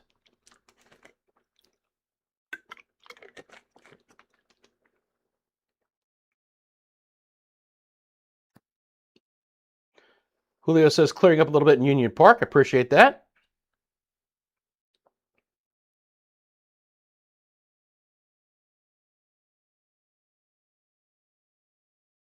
Hey, Smart Grandma. Timber Pines. Timber Pines. Help me out with that. Hey, Larry. Exactly where Timber Pines is. I am happy to help you out, Smart Grandma. Smart Grandma is a member of the channel, name in green. So just let me know. First of all, if it's anywhere I-4 West, it's going to be stormy for a while. I think you're out west, aren't you there, Smart Grandma? But just let me know. Happy to answer the question. Rick says it's getting rowdy in Port Richey. Yeah, I would imagine. It's a solid storm right now. Appreciate everyone keeping me up to date as well for the coast. Port Richey, Newport Richey, Holiday, Tarpon Springs, East Lake, Palm Harbor, Dunedin, Clearwater Beach. Solid shelf cloud as well. Got some SLCs out there, those scary looking clouds that are moving through the coast right now if you live in the western side of our area.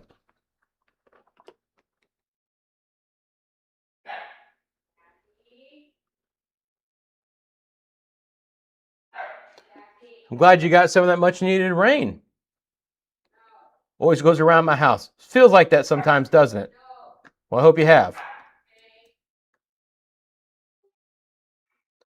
East of Spring Hill, again, opportunity for a little bit of hail. This is a good storm, Brooksville, Spring Hill. Don't sleep on this storm here. Fair amount of lightning right over the Brooksville area. So if you do live in Spring Hill and Weeki Watch, just keep an eye out towards your east. If you live in Spring Hill, let me know. Again, another cluster of extreme lightning near Wildwood, the Villages, finally pushing west. 44, getting closer to places like Inverness and Hernando there in Citrus County. Now, again, remember, lightning is not a part of the equation for special weather statements or severe thunderstorm warnings, okay? It's only wind and hail size. You got to have 60-mile-an-hour winds and or inch-size hail for a severe thunderstorm warning. Anything as low as 40-mile-an-hour winds or quarter-inch sized hail could trigger special weather statements from the National Weather Service offices. They have discretion when that comes into mind, but typically if they think storms are going to be producing winds of at least 40 miles an hour, they will fire up those special weather statements.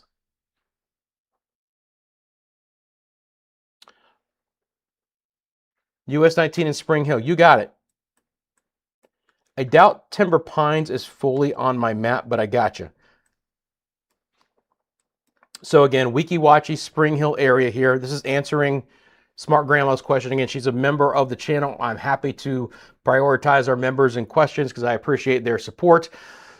I would get prepared for a pretty good storm in your area. Now, I know it's probably raining a little bit or on the precipice of it right now. It should intensify in the next 15 to 20 minutes, especially if you live closer to 50 here, right?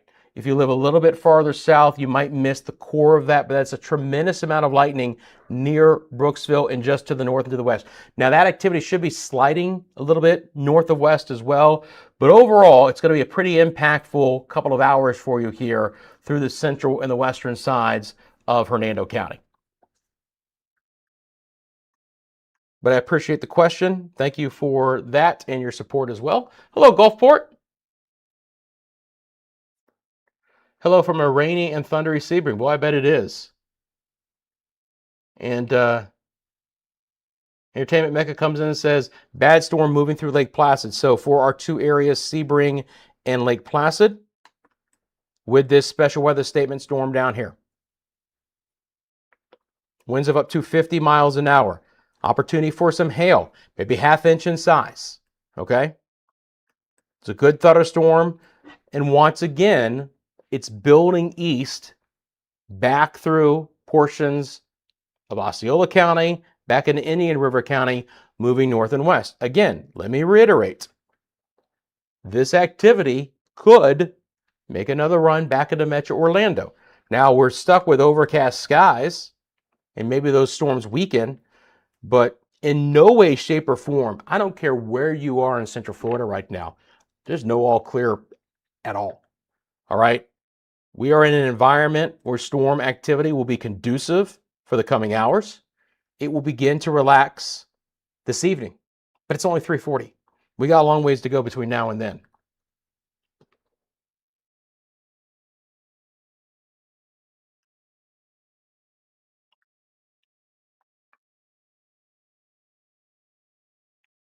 Yeah, definitely some SLCs for sure, right? Again, any questions about what's it gonna be like, certain time frames? It's a very hard environment to sit here and tell you guys it's gonna be all clear at certain time frames. You guys can see how tremendously widespread the storm activity is, with additional storms continuing to redevelop. As a matter of fact, since I've been on, we're now up to the highest lightning count from our standard view that we've seen all day long. Now over 2,800 lightning strikes, and our rain coverage is probably around 80%. Everything moving east to west, but additional showers through the afternoon hours could redevelop. So it's going to be very hard to say that any area right now is going to get a pocket of drier weather. You know what I'm saying? A block is what I was trying to say, of drier weather for even an hour or two, right? Because these storms will continue to re-energize and redevelop over the same areas. And that's why we do have the flood advisories in effect right now for places like Orlando. Now, thankfully, these flood advisory areas have continued to see the intensity of the rain fall down a little bit, but we do have these flood advisories. They'll fully pop up here in just 1 second.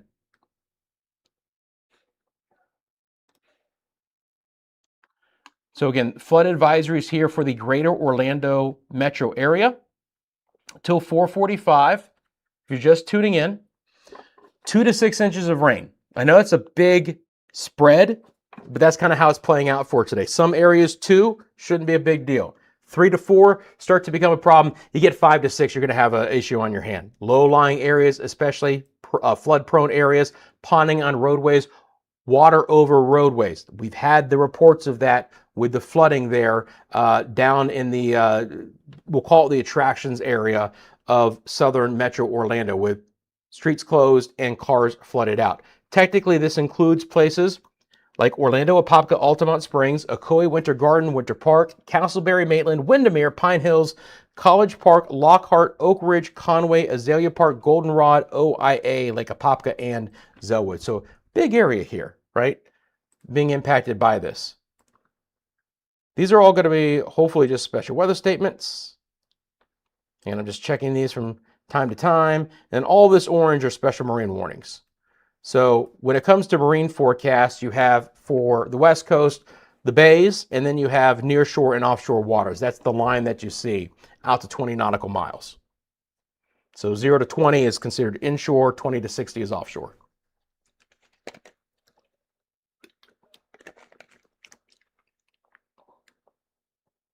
Hello, Joe from New Jersey, pouring buckets down there in Dunedin. My mom's from New Jersey, and she's probably watching.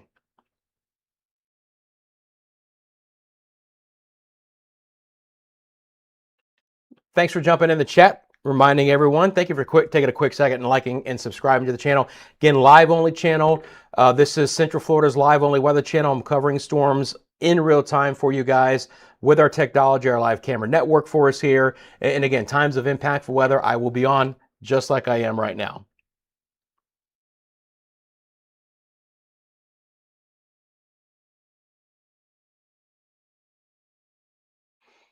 Hey, the deals, reels on anchor with St. Pete here in Madeira Beach. Just arrived, very ominous. Thanks for your updates. Hatches closed early, I could imagine. Yeah, batten down the old hatches along the coast. But I appreciate you jumping in and letting me know what's going on. Again, this channel works best When you guys are active in the chat, letting me know what's happening in your area. Again, reports not only help me, but everyone who's been viewing the channel as well. And if you're, a little bit worried, more of a lurker than anything, I can understand that. But we're building a fantastic weather community here at CFLW, and I'd love for you to be a part of it as an active participant as well. So again, these storms have gotten beefy up towards Homosassa Springs, right on the edge of that special weather statement. So there's now a flood advisory. Again, anything that we get, we're going to have that scroll in real time for you guys. We're still working the kinks out. We want to get you guys a little bit of information on the screen at this point in time. So sometimes some of that information will cut out. Obviously, I'm going to fill in the gaps for you guys here, but flood advisory is now in effect. So let me get back over to this product and see if it's popped on yet. Yeah, here we go.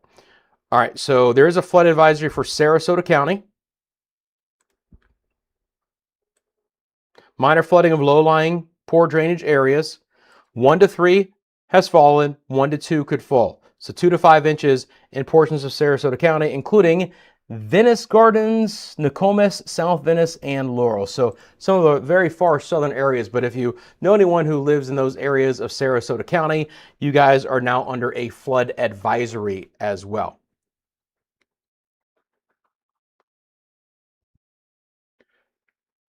Same time frame tomorrow. Good question. I think, again, we are just in store for another very active day. Likely to be developing in some spots before lunchtime, and then more widespread storms. It may not necessarily be exactly what we get today, but the opportunity is there. Again, there is a lot of tropical moisture with what we call a trough to our south and east, and it's moving and will be moving across our area, across the peninsula of Florida. Until it clears the area and drier air wraps in behind it, it's going to stay tremendously wet, and that will likely be tomorrow and Saturday. All right, we'll see how Saturday plays out. I think tomorrow is certainly still very wet. Saturday could be as well. Sunday should finally be drier. It could be what we call a split weekend. That's what I call it, where it's fairly wet and stormy on Saturday, and then hopefully much improved on Sunday. Still not completely dry, but Sunday could be wet. But you guys know, anytime there's impactful weather, I'll be on. So we'll track this on a daily basis as necessary.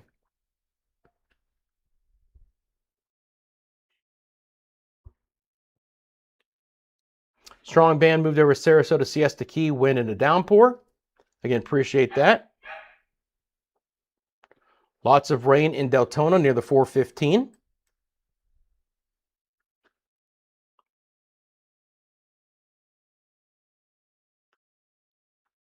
Again, even in Metro Orlando right now, where things are quieter, there's still thunder and lightning going on.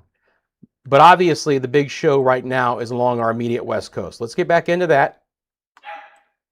Special weather statement till the top of the hour. It's going to be close whether they extend it. Remember, the Weather Service offices don't really like to extend this activity if that special weather statement isn't going to last for at least 15 minutes. And a lot of the worst weather is right along the coast. So when we look at the storm and where it's moving, you notice that everyone is now post-storm moving through with the initial worst weather. So up to 349 right now in Largo. So it means that basically the worst weather is right along US 19 in coastal areas. Still could see some tremendous rain and lightning behind this, but your push and your gust front and your strongest winds are likely blasting through most coastal areas from Citrus down to Sarasota County right now. So again, Homosassa Springs, Sugar Mill Woods, Weeki Wachee. I'll put this into motion. This is going to be a radar loop over just the last half hour. There has been at least some decent forward speed.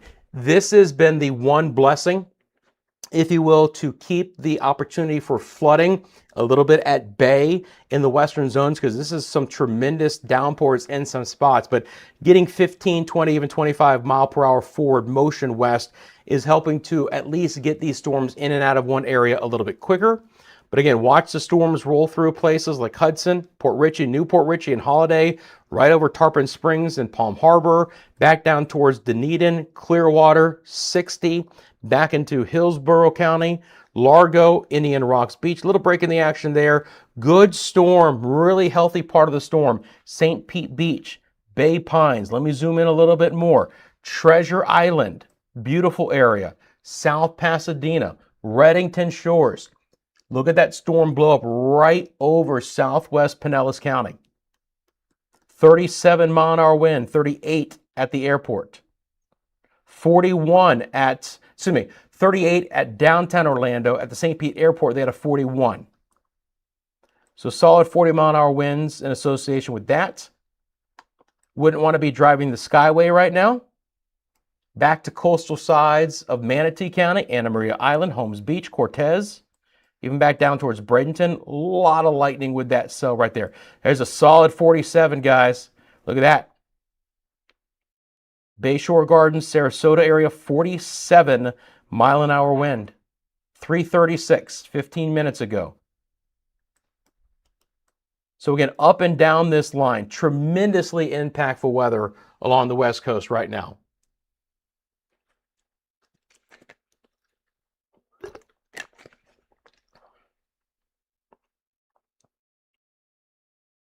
Valrico there in interior Hillsborough County, missed most of it, more heading your way, likely. Again, not a guarantee, but likely heading your way, yes. Not in the traditional sense, Mushkipotamus. If you're interested in anything, you can email me and we can have a conversation, but there's some inroads that have to be made for additional cameras and how we deploy them. But we can always chat. So if you're interested, send me an email. Dan says Spring Hill got a nice storm. Appreciate that. So the Madeira Beach area there on Anchor. Whew. Yeah, I bet, man. I mean, up and down the coast.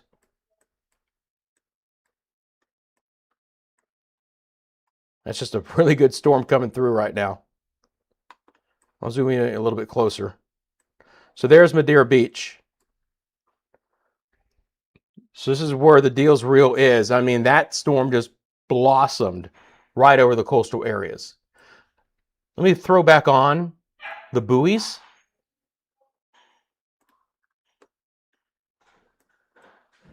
Just double check it one more time.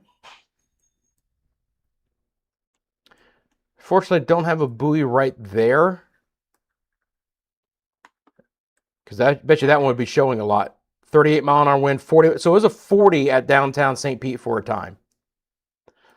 So it really looks like these storms have almost intensified right along the coast. You can see that picking up. Very healthy winds associated with all this activity. Again, additional storms south and east making runs back into Central Florida. Storm is still strong over Levy County. Storm is still strong over the villages without a special weather statement. Rain continues farther north and east as well. Leesburg found the channel. Like it's moving away a little bit for right now. But again, appreciate you, first of all, finding the channel. Secondly, for Leesburg right now, in the short term, yes. But in the long term, more could still be coming in. Again, big time storms across the area, likely to continue deep into the afternoon hours. Question about tornadoes. Again, chance is very low today. It's not zero, very low. Everything has been straight line winds in one direction. One area that could maybe have a little bit in the way of some rotation might be right along the immediate coast. Again, you get the friction difference between land and water, and that friction difference always allows there to be some rotation with the storms. I'll monitor it. I haven't really looked much at the velocity product yet because I knew we weren't in an environment for that for the most part, but you can see, so with this, the winds are going east to west, okay? Green on our velocity product is winds going towards the radar site, which is right here. Winds that are in red are going away from the radar site. So right now, everything is behaving. I don't see greens next to reds, which would show signs of some rotation. However, what I do see down here are some extremely strong winds. And these are almost ground truth winds because the radar site is right here, which means it's basically going into the bottom of these storms, not into higher elevation. So near Anna Maria Island right now, I'm going to be very clear. If you know anyone who lives on Anna Maria Island, there could be some 60-mile-an-hour winds moving into Anna Maria Island right now. All right. So that is a dangerous storm. It's still just a special weather statement. They haven't fired a severe thunderstorm warning. These are going to be straight line winds, downburst winds in one direction, but these are damaging winds for Anna Maria Island and Holmes Beach. Significant wind right now pushing into these areas. If anyone is in the chat who lives there or knows someone, let me know in the comments section below. It's a nasty storm. Most wind I've seen in one confined area so far today. But that is a lot of wind there. Holmes Beach, Anna Maria Island areas. Again, 55 plus mile-an-hour winds, probably pushing 60 in a couple of areas. And even, look, even right over, okay, you might say like, hey, Rusty, that's over water. This is right over the island, 57. Ooh, 60, 64. All right, I'm telling you right now, we're going to have some damage here. We're going to have some tree damage, probably some power issues potentially, depending on underground or above ground lines. But this is a lot of wind right over this area right now. I mean, 65, you know, it's hard for the Weather Service to issue a severe thunderstorm warning right on the coast because it's moving offshore, but I bet you they're sitting there going, crap.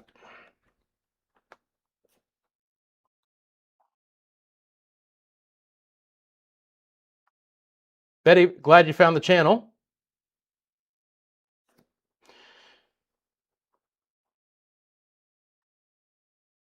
Yeah, the information on the ticker will provide you guys kind of the current situation. Of course, I'm going into each individual storm, but that ticker will give you guys the overview of every special weather statement, severe thunderstorm warning, watch, anything that we have that's impacting Central Florida. There is a marine warning for the area. I took it off just because there was so much on there, right? But that's what's in blue. You guys might be able to see it right now. I just remove those from time to time because, you know, you can get 2 or 3 different things at one time in some spots.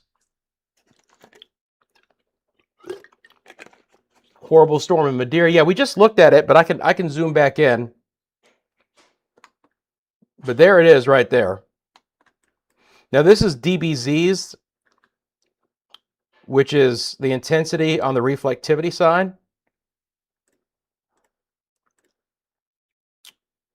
Velocity here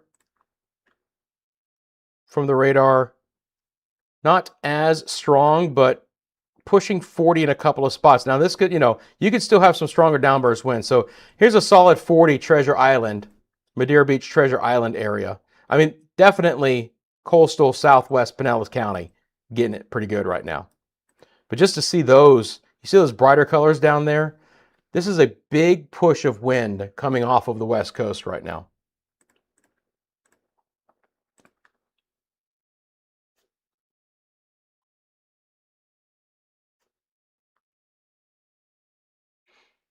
Hey Jim, great to have found you. It was very dark in the villages, but lightening up now. Winds blowing, no rain here on the north side between Oxford, Spanish Springs. Thanks for finding the channel. Hope you're doing well. Tell your friends and family, those who might live in the villages, tell them to tune in. Again, live only channel. I'm only on when there's impactful weather across Central Florida, covering the storms for you guys live. Again, with all of the technology that we have here and just the ability to be on when necessary for as long as necessary, no geographic boundaries. You know, we can do all that on the channel. So I appreciate you finding us from the villages and I hope you're well today. Stay safe. Again, lightning, thunder wars, you're heading indoors. I know you guys have probably heard that 1,000 times, but it's for a reason. Again, when you look at the lightning count, by the way, as well, with the storm here, 500 lightning strikes, 15-minute time frame just in this view. So big time storms here. Coastal Manatee, far, far southwest Hillsborough, southern side of Pinellas. It's a good storm. Clearwater, Dunedin as well, Palm Harbor. Again, the special weather statement I'm just going to reset this real quick. The special weather statement is going to technically expire right about now at 4 o'clock. And it has. Okay. Again, marine warnings will take up the slack. All right.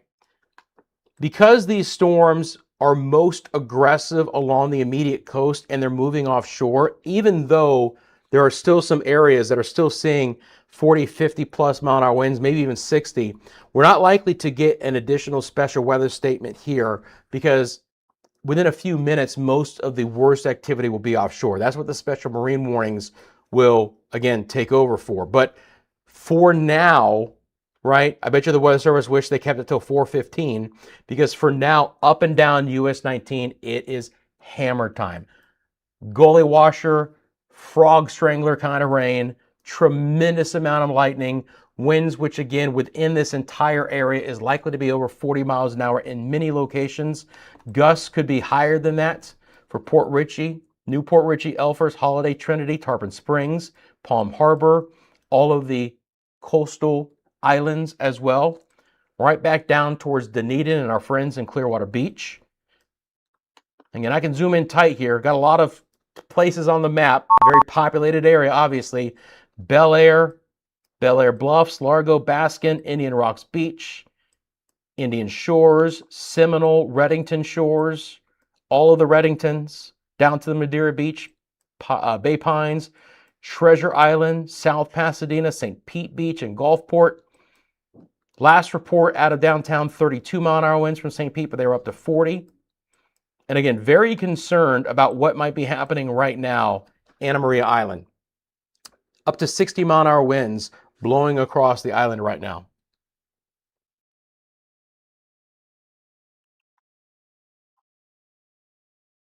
Frogs got to watch out in this kind of rain, I can tell you that much. Huge thunder there in Madeira. Appreciate that from Aaron. Lynn, good to see you from Palm Harbor. I hope you're doing well today. Hey, Bob, hello from Frostproof. We had a bad storm here. It seems to be over right now. It was wild. At least in the short term, guys, at least in the short term. But again, you know, when I show you the big perspective, there's still a lot of rain and storms. Now look, okay, the vast majority of the worst weather for the next hour or two is likely to continue to propagate west along the west coast. Some areas that didn't have the storms earlier today, like our far southern zones, are seeing a little bit of a pulse up of some of the intensity here in the last 15 to 20 minutes. So Sebring and Avon Park, you know, storms have been, you know, stronger there, but you can see some of the building back towards Yeehaw Junction and portions of Indian River County. And the question is how far north and west that they go. Now, because skies are overcast with still some light to moderate rain continuing in Metro Orlando, the atmosphere is somewhat raked or more stable than what it was. So I'm not sure that the intensity of these storms will continue as they try and get back into the south side of Metro Orlando, especially towards Kissimmee, St. Cloud, but that's likely where they're headed. So we'll see how those storms evolve. We have had a new special weather statement that you saw at the bottom of your screen come up for portions of Marion County, including Ocala. So let me give you the information on that one. This is a new one until 4:30. West motion at 9, winds of 40, Ocala, Santos, Anthony, Ocala Airport, Silver Spring Shores, Bellevue, Lowell, Burbank, and Summerfield included in that one. Again, not as intense, winds of 40, but still a significant storm for the drive home there, up 75, 301, 27. Storm continues here in Levy County for the Williston area. And again, now you have all of these special marine warnings. A little bit harder to see, but that is the blue outline of this special marine warning, which is encompassing all of this area off towards the west. Okay? So a new special weather statement is scrolling down below. I'm going to tell you right now, it's going to be for this one because I just saw it pop up as well. New one for mainly Osceola County in our area for winds of 50 miles an hour, moving west at 25. Again, saw this storm get a little bit stronger over the Yeehaw Junction area, and they have now thrown the latest special weather statement there.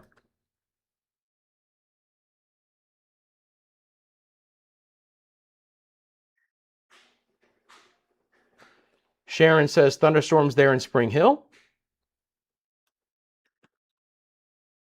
Lake Wales getting some rain again. Good to hear. Then coming back in saying it is windy as heck. Look, yeah, it is. These storms along the immediate west coast right now are quite strong. Check in with our local storm reports one more time. So now you see again, you see the marine observations start to come into play in the Tampa, St. Pete area with a lot of observations. So now we have like 10 different wind reports. Sarasota 47 and 45. The Bradenton Sarasota International Airport 47.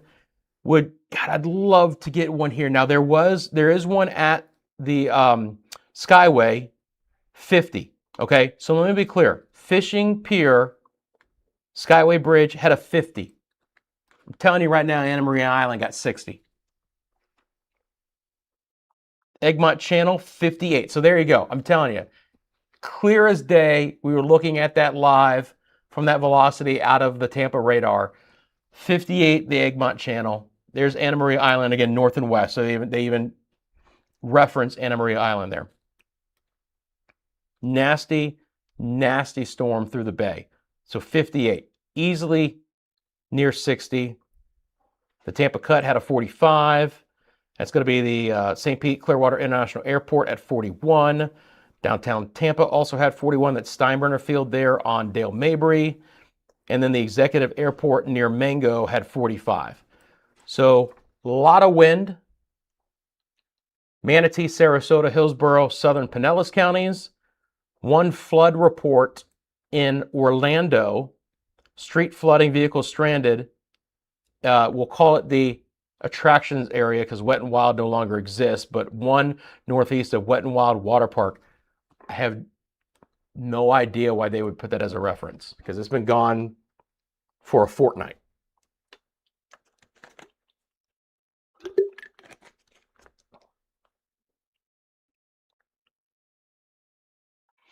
Well, you can join my wife there, Rick, because she has the same thing with one of our sons. Open house for school. Literally flooding. Not great. Obviously, look, you need to be very cautious if you're traveling. It's as simple as that. You know, there is some ponding on roadways. There is water over roads. That report out of Orlando had streets closed and cars stranded. Please be very cautious. It only takes 6 inches of fast-moving water to take a car off a roadway.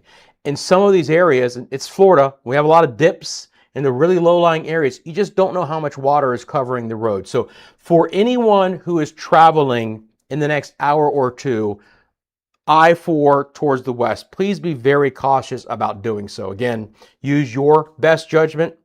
It's your responsibility, but I'm here to tell you again that the amount of rain that we've had has led to some areas of flooding already, and additional flooding is likely in the coming hours.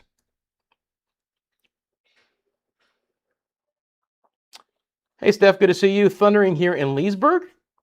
Appreciate that. Letting me know what's happening in your area. Again, a few storms up here around the Leesburg area, a little bit nastier farther north. That storm, by the way, is likely to slip towards Ocala. And it's really kind of building in over Ocala right now. So kind of up 27. It hasn't made 75, but the vast majority of Ocala itself is east of 75, then back towards places like Silver Springs as well. Again, special weather statement there. I'm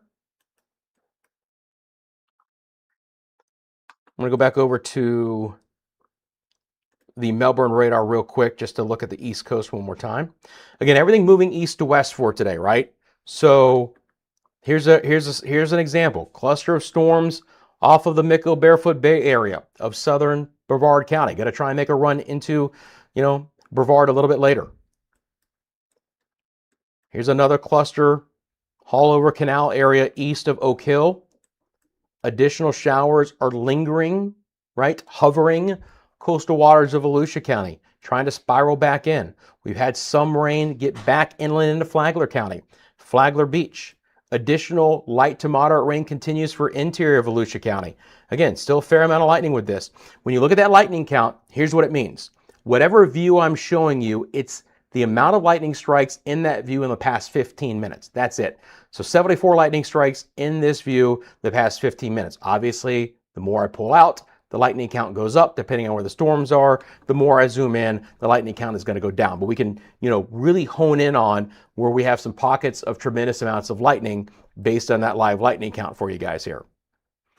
It's still just a veil of overcast in Metro Orlando. Again, we have all of our cameras working overtime for you guys today. Still some embedded lightning. If I just zoom into Orange County, just as an example, look, in the last 15 minutes, we've had 17 lightning strikes under what just looks like a gray sky there. Now, if you look at our Conway cam east, that is looking towards the coastline, and there's a little bit of sunshine back out there in our far eastern areas. Great to see Bradenton coming in. That's my dad's hometown. Thundering there in Bradenton. How much wind did you get, by the way, in Bradenton? Because I think it was really bad just north of you. But if you want to give me an estimate, that's fine. And look, guys, you guys estimating things, it's fine. I love those who have, weather sensors and rain gauges to get that, down to the hundredths of an inch report. But if you want to say, hey, Rusty, I live in Leesburg, and I think we've had 2 inches of rain. I see some ponding on the roads. I know an area that has a little bit of flooding in low-lying area when it rains hard. It has some water on it right now. Or, Rusty, we had some winds come through. I think they were probably 40 miles an hour. Anything like that is fine. I appreciate those reports.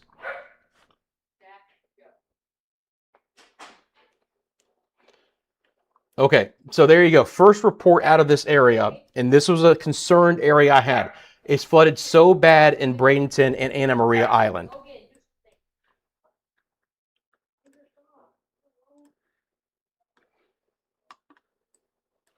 So again, we were talking about the 60-mile-an-hour winds and the heavy rain and the flood threat here. So flooding bad, Bradenton, Anna Maria Island. Again, you get to the coast, not much above sea level in a lot of these spots.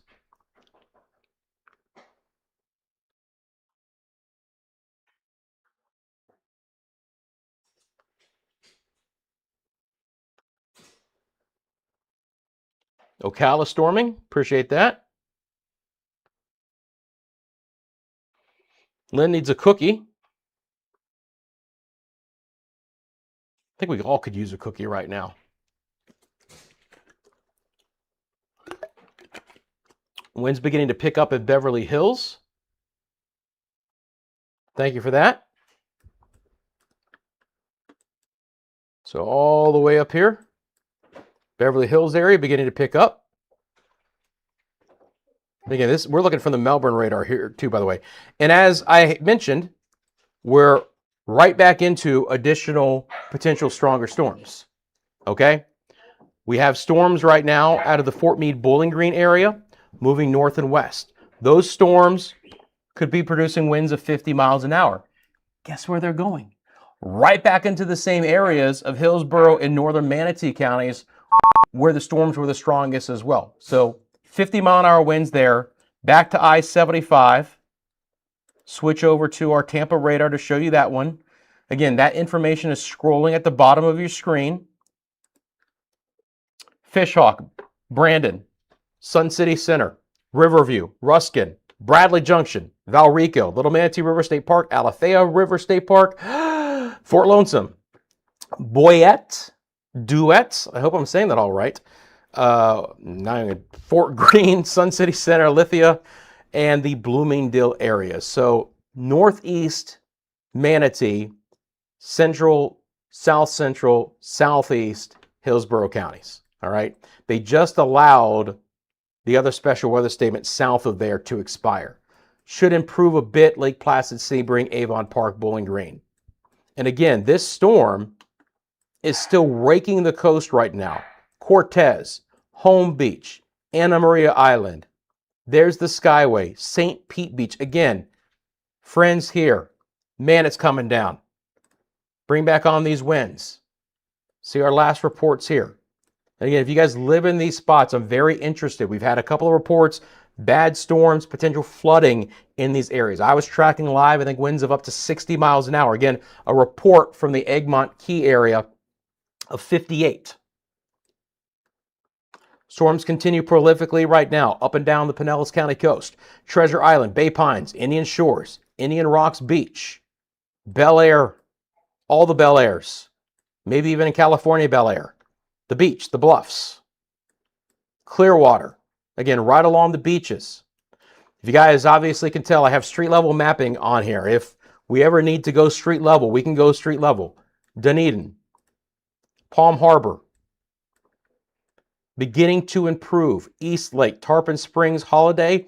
Again, generally speaking, the farther north, the rain is pushing a little bit quicker off the coast, but also there's just a little bit of a curve just east of north naturally here.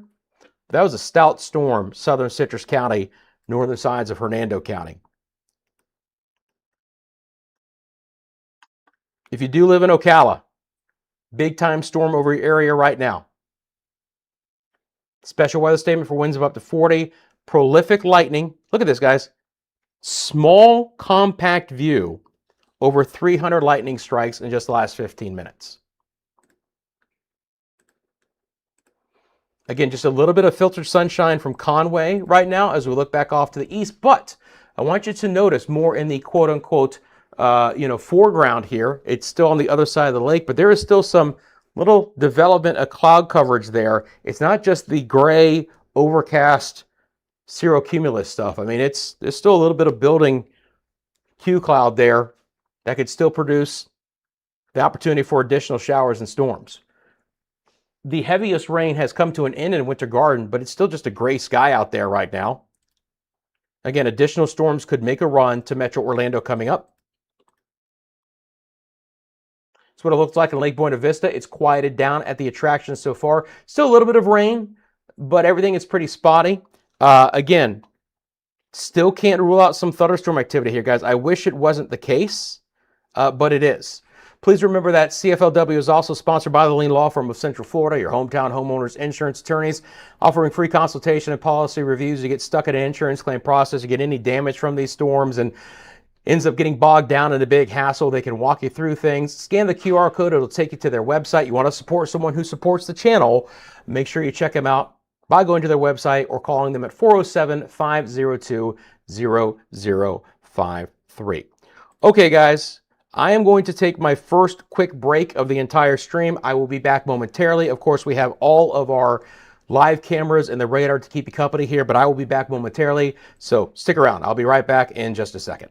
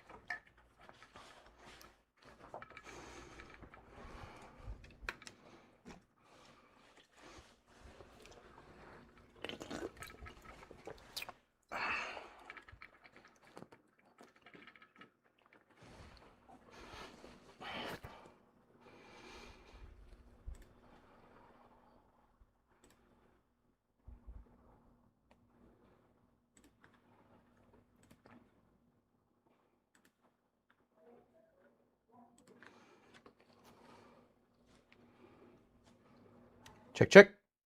Check, check, check. Okay. Switch mic packs. I do have levels. So first of all, you guys should see me and hear me. I know you can see me, but just make sure that you guys can hear me. Let me know. I'm just going to jump one quick thing here. All right. I had to switch. Normally, I mean, look, you know, there aren't a lot of times I'm on for 3-4 hours in a row, but if I am, switch mic packs. I just want to make sure that I'd actually charged this one, but I'm good to go. Okay. Good to see everyone. I hope you're doing well. We'll reset things as we get past 4:20 on this Thursday afternoon. Again, tremendous amount of thunderstorm activity here in Central Florida. We've had significant winds, heavy rains, flood advisories, some damage being reported, some roads being flooded. We have some cars that are stranded. It's a very rough time in Central Florida. And even where some of the rain has lightened up a little bit, it's still wet on the roadways, and there could still be some additional travel problems or additional flood areas as well. So first of all, again, great to see you guys on this Thursday afternoon. Do me a quick favor, hit that like button for me. Thanks for subscribing to our live-only channel, Central Florida's live-only channel. We'll get into the scenario of what's going on right now. The tremendous storm activity along our west coast continues to slowly push off of the coast. Again, everything today is moving east to west, right?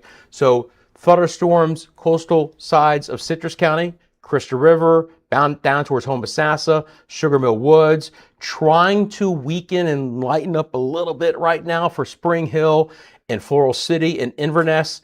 Again, worse weather just offshore of Newport Richey. Special marine warnings will now cover these storms, but you know, that back edge still scraping places like Tarpon Springs, Palm Harbor areas. Again, bring back on these wind gusts for the last reports.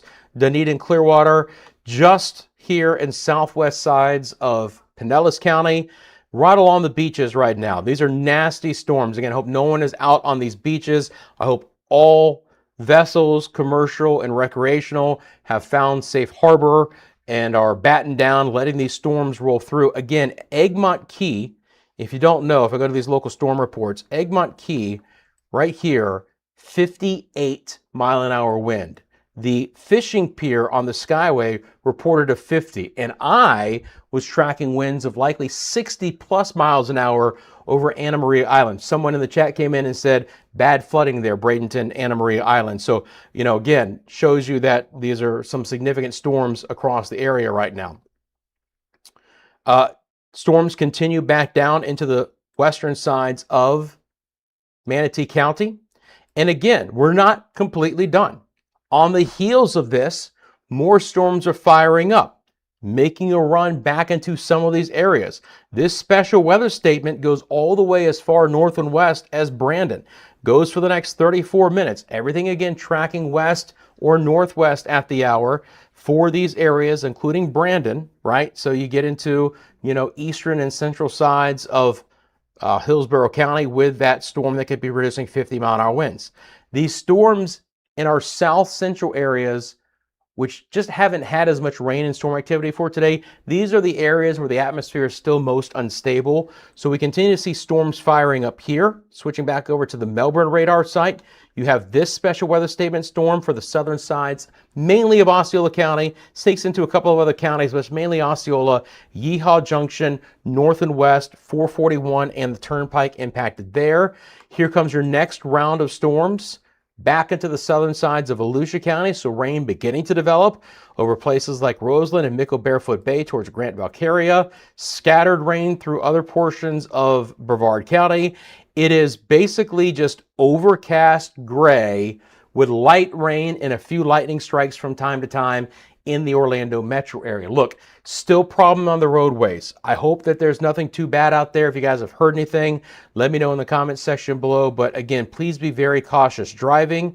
Thunderstorms are still out through portions of Volusia County, a little bit more inland than on the coast, but there's still some shower and storm activity lurking offshore with everything trying to pull east to west through the remainder of the day.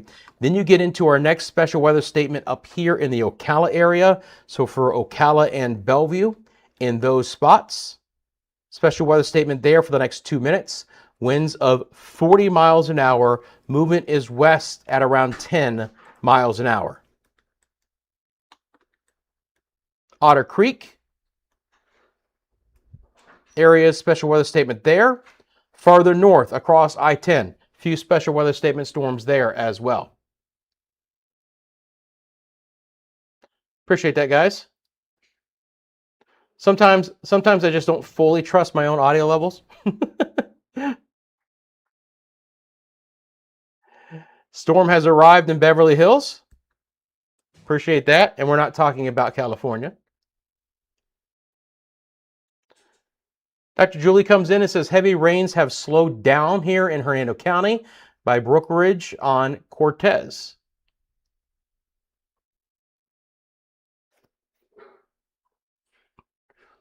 Well, I can't tell you for sure if there's going to be flooding, but obviously if you've had some heavier rain in Largo, that opportunity will certainly exist. You know, there are some flood advisories. That information will be scrolling at the bottom of your screen. I'll switch over that now. The way I have my system set up is if there are flash flood warnings, meaning that there is imminent flooding occurring, that will automatically appear in that polygon format on the radar. If it's a flood advisory, meaning it's a longer duration potential for flooding, we can look at this product here. Now, I just have to basically go through these and see what areas might have flood advisories. We still have the flood advisory here. I believe they've extended it now into Manatee County. They have. So Northwest Manatee County, 1 to 3 inches, 1 to 2 additional. That's 2 to 5 for Bradenton, Palmetto, Ellington, Memphis, Bayshore Gardens, Cortez, other areas like that. So you guys are under a flood advisory now until 5:15, the next 45 minutes. All right? Special weather statements here. The flood advisory will continue, but hopefully will be allowed to expire for Metro Orlando in the next 15 minutes. I'll keep an eye out for that. Again, 2 to maybe 6 inches of rain. We can take a look at the Doppler estimated rain on my system coming up. Again, it takes a little bit of time to get the newest data to come in. It's a little bit behind, but it's still a very good product. And looks like no additional special flood advisory. So Manatee County, Metro Orlando, the Metro Orlando one should be allowed to expire here at 4:45. Thankfully, the most significant rain has begun to abate in this area as it's been pushed off more towards the west. Again, appreciate everyone tuning in. Hello, Andrew from Leicester again. Good to see you, the UK. By the way, I've switched to my Lean Law tumbler and my Publix Diet Green Tea. Boy, if we could get Publix as a sponsor, I could retire. Free pub subs and Diet Green Tea for life. That's all I would want. Money is money, but pub subs are pub subs. By the way, if you are interested in being a sponsor of the channel, like the Lean Law Firm, scan that QR code. If you are a business owner here in Central Florida, this is a very cost-effective way to have access to a lot of viewers in Central Florida. Based on other media, I can tell you the viewership that we get, get a lot of bang for your buck. And so if you're interested in being a sponsor of the channel, like the Lean Law Firm, or of one of our cameras, scan that QR code. It'll take you directly to our email. Send me an email. Let's talk. Pub subs are currency. You're right. There are, I still call it Twitter. We know it as X, of course. There are X accounts that are literally specific to what pub subs are on sale. And I think it has a pretty tremendous following too. Because that's information everyone needs to know. Like, is my pub sub on sale? Okay. I went to the University of Florida. I lived on pub subs. Back then, you could get a foot long for like $5. And that was 2 square meals. Because, they were really kind to the college kids. And they would put a lot of meat in them. You never got skimped at Publix. I'll give them that. So again, this special weather statement continues until 5 o'clock. That storm could still be producing winds of up to 50 miles an hour. We have our special marine warnings for all of the areas that you see on your screen right now. Obviously, boaters should be back in a safe harbor. Would not anticipate any recreational vessels trying to get back out anytime soon. Now, even though things have calmed down a little bit, right? I think our peak was somewhere around 2,400 lightning strikes. We still have 1,700 lightning strikes in our default view here in the past 15 minutes. These storms are still exceptionally hot, if you will, in a lot of areas. And the rain is going to continue for a while, even deep into the potential for some of the storms to lose a bit of their intensity. The rainfall is just going to stay with us here. We'll take a look at some of our cameras live at CFLW, Central Florida's live only weather channel. Live look outside the Winter Garden. This is the western side of Orange County, looking back off towards the west. So we're just basically trying to cut through the 100+ miles of storms from the Winter Garden area towards the coastline, and it's just nothing but gray overcast. Again, some reduced visibility on roadways, even in Metro Orlando, not out of the question. It looks like the same thing from Sand Lake as well, looking south and west. Again, we're trying to cut through, a lot of rain and a heavy thunderstorm activity, and you just end up with the gray sky.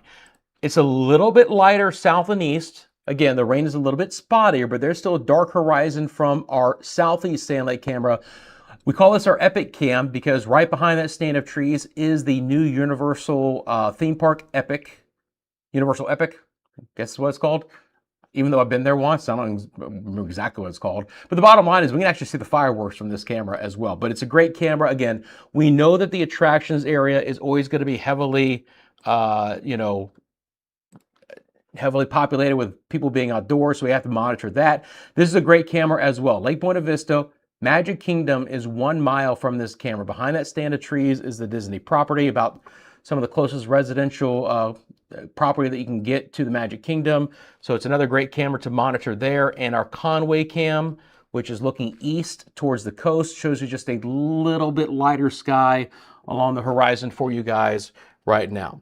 So again, we have all of this technology jumping on with you here live to cover these storms for you across Central Florida. We continue to add to our camera network and that technology. One of the new pieces that we have now is, again, at the bottom of your screen will be all of our special weather statements, severe thunderstorm, tornado warnings, watches, whatever is impacting Central Florida. You will see the information there down below for you guys. Of course, I will cover it in much more detail, but if you're tuning into the channel and you're interested as to what's happening right now, it's a great snapshot, that ticker for you guys down below.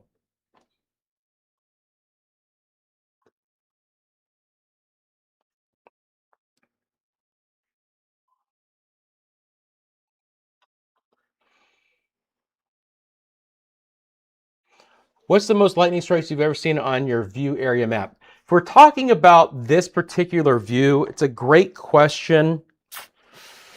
I feel like there's been a time or two where we've been over 3,000 lightning strikes. It doesn't happen very often. I think we hit 2,400 today, but I want to say over 3,000. There, you can get some extremely intense storms. I mean, and the lightning just goes crazy in those things. So I want to say over 3,000. I mean, I've been doing this channel for about 18 months, so really the sample size isn't huge, but that would be my guess without knowing for sure. But I'm pretty sure if I just go back and think that I remember discussing this view 1 or 2 times where we've had over 3,000 lightning strikes.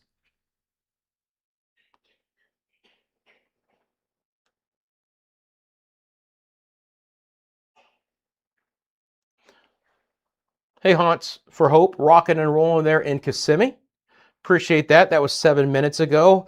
Let me know if it's still rocking and rolling, if it's calmed down a little bit. I mean, certainly the opportunity here for some of the storm activity to get back into your area. Now, it looks a little bit weaker because there's a storm right over the airport and right over the Melbourne radar. So it's trying to cut through that as it's showing you that storm. If I switch back over to the Tampa radar, we might get a little bit better view of that storm in Kissimmee. It's just a little bit more potent here. And again, additional, at least moderate rain with some lightning coming back into far northern Osceola, southern sides of Metro Orlando. This is at the lowest elevation.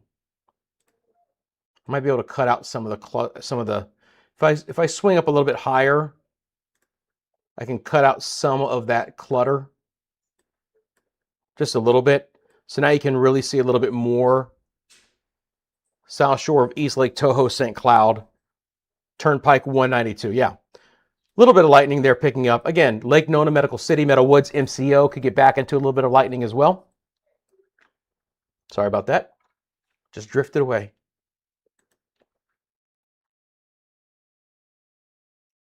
You're welcome, Andrew. Again, appreciate everyone tuning in. Thanks for hitting the like button. Thanks for subscribing. Thanks for supporting the channel. Appreciate all those super chats, super thanks, super stickers. Appreciate our members. That's the join button of the Storm Squad, we call ourselves here. You want to become a member of the Storm Squad, hit that join button. You get access to exclusive badges and emojis during these live streams. Your name turns red or green in the chat. And then one of the benefits is you do get access to exclusive member short videos. In between these live streams, I'll put together some exclusive member content in the form of some short videos, my behind the scenes thoughts, when I think I might next be on, what weather might be impacting. You guys have a question, you can drop it in that short video. So just a way to kind of continue the interaction with our members in between these live streams. But again, any times of impactful weather, I'll be on the channel covering it for you guys live.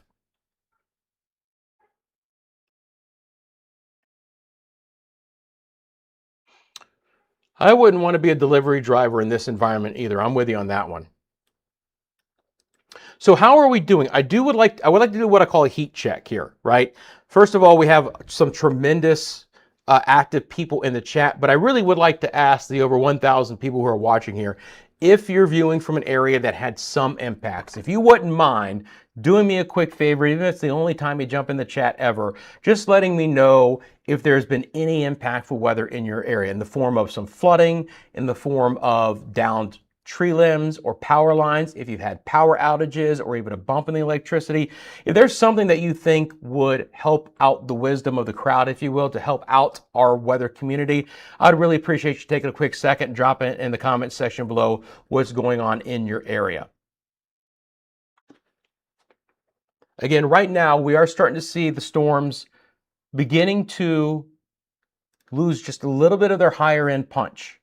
We still have two storms with special weather statements, one up here in the Levy County, 50-mile-an-hour winds here. If you live in the Cedar Creek area, beautiful area, by the way. I try and go there when there's not hurricane coverage, but most of the time I've been in Cedar Creek is because I was covering hurricane. And then back into southeast Hillsborough County. Now again, this cell going to make a run to 75. Bloomingdale, Brandon, Valrico, Lithia, Gibsonton areas. We'll see if it holds together. Riverview, of course, there on 301. But the reason why it looks this way is it's beginning to impinge on the radar. We have that cone of silence near the actual radar site. So you get this little void in the radar where the storm is actually moving right through. But still tremendous lightning and storms just off of the West Coast. Tremendous. Again, it's not like we're completely done in the Metro Orlando area. This is moderate rain at most with 45 lightning strikes in the past 15 minutes.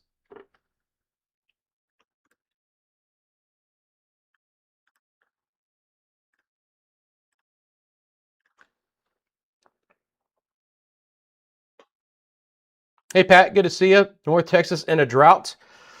We are still technically in a drought through most of Central Florida, but it has been a very wet last couple of months, and there's additional good chance for storms, guys, the next 2 days. Tomorrow and Saturday look fairly wet again. I'm not going to say it's a full repeat of what we had for today, but a scenario like it is a very similar scenario is setting up shop for both Friday and Saturday. Again, there's some tropical moisture with a trough south and east of us, which is moving north and west right over the peninsula tomorrow and Saturday, which is why we have our onshore easterly flow. So everything is now flipped the 180 instead of going west to east. Everything's now going east to west. And this will just continue to drive in the moisture through at least Saturday afternoon. Sunday should begin drier weather in the area here. But again, I'll continue to monitor it here on a daily basis for you guys. And when there's more impactful storms, I'll be back on. But obviously, we're helping out the drought in Central Florida. Still got a ways to go in a couple of spots, though. Eileen, I appreciate you jumping in and letting me know. No impacts in Orange City, but lots of heavy rain. Hey, Bob, good to see you. Bradenton, minor street flooding. I hope it's not too bad.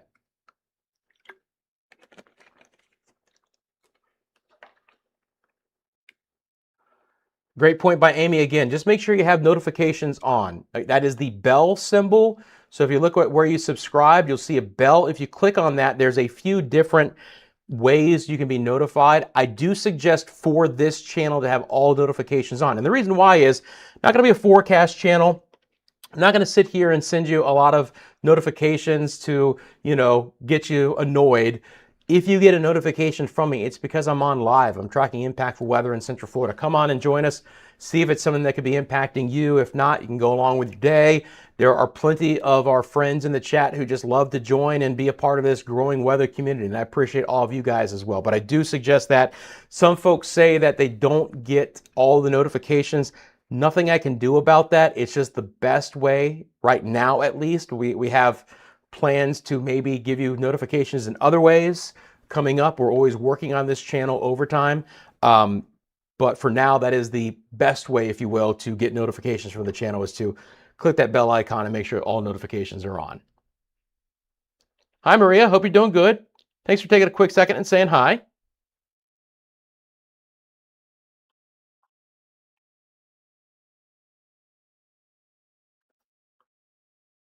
Yep, there's the link to the chat.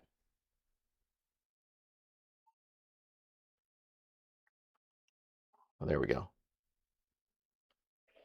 Thought my touch screen wasn't working there for a second.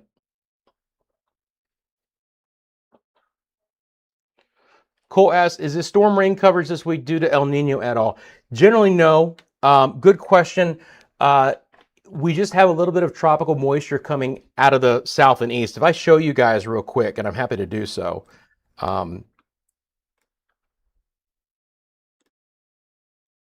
Let me, first of all, do a couple of things here.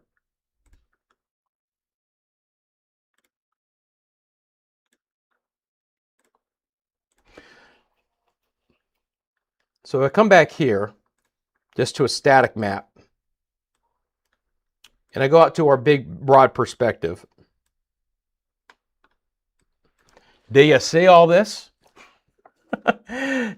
There is a mid-level trough, which is oriented like this. Okay? Dashed lines, that's what we call a trough. Guess where it's moving? Bump, bump, bum. Yeah, that's all coming our way still. This is the appetizer. I hate to tell you that. If you have plans to be outdoors tomorrow and Saturday, this is the appetizer. Again, is it going to completely mimic today, tomorrow, and Saturday? Not necessarily, but the storm coverage, 70, 80% in most spots again. Still a lot of this energy to pull through, and it should pull in behind. And again, technically, this would be an area of low pressure at mid-levels, so you get counterclockwise spin. So as this comes through, that's why the winds are coming onshore. Now, eventually, as I clutter this up like John Madden, eventually, once this pulls west of here, things will begin to dry out just a little bit more. The air should be a little bit drier here once it pulls away.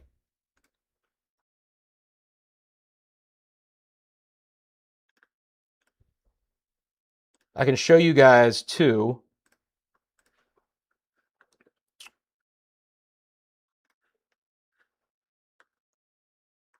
Where'd that go? Oh, there it is. This is the water vapor imagery. So red, dry, green, wet. Again, look at that blob of deep tropical moisture wanting to make a run into our area the next 48 hours, right? Behind it, there is some drier air, and some dry air will be sucked in behind that. But you can just see that in a localized fashion, all that moisture-laden air flare up right over the area. So that's the overall setup through Saturday, guys, is that trough coming in with the thunderstorm activity and the extremely widespread rain. Remember, a couple of things. We have these outflow boundaries, so additional storms could develop along those. We've also had a lot of rain lately. We have a lot of saturated soil. Now you start building the flood threat in some spots tomorrow and Saturday as well. Now, in some of these areas, it's not going to take as much rain as it did today to prompt some flood advisories because soil just can't hold as much water as it did today. And it's been pretty saturated to begin with. We haven't had the necessary elevated rain totals in some spots. We've seen flood advisories issued in some areas that they've calling for 2 inches of rain. You know, we're still more in the 4 to 6 category for those flood advisories, but it's not out of the question.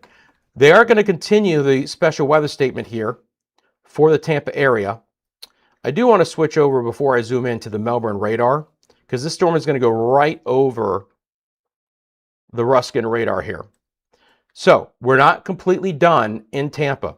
Special weather statement, which will get you into the downtown Tampa area through 5:15.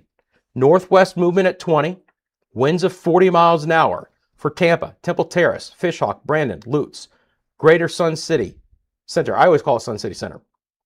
Palm River, Claremelle, MacDill, East Lake Orient Park, Riverview, Ruskin, University, Lake Magdalene, Egypt, Lake Lido, Carrollwood, Busch Gardens, South Tampa, University of Tampa, Mango, and the Peter O. Knight Airport, which I believe is the executive airport. But again, a lot of 30-plus mile-an-hour winds here. Now, is this storm as intense as the ones that came through an hour ago? No. Could it still be producing some damaging winds? Yes. 40 miles an hour. This is the actual bulletin for the National Weather Service office out of the Tampa area. Again, strong thunderstorm impacting central Manatee, central Hillsborough counties through 5:15. Gusty winds could knock down tree limbs and blow around unsecured objects. When we start knocking down tree limbs, you start causing power problems. So that could be the main threat with this. They've went ahead and issued a special marine warning as well, as you would imagine, for the bays. So another special marine warning here for the Gandy, Old Tampa Bay, Howard Franklin Bridge, Cockroach Bay, Hillsborough Bay, and the Courtney Campbell Causeway. Winds of around 37, 38, up to around 40 in a couple of spots, 34 knots. Hey, Harry, Thunder and Edgewater, appreciate that.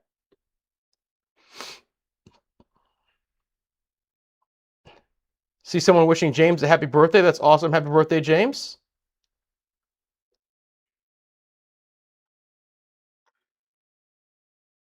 State letter says in Lake Placid, winds and rain have been pretty hefty this evening. Thank you for the update.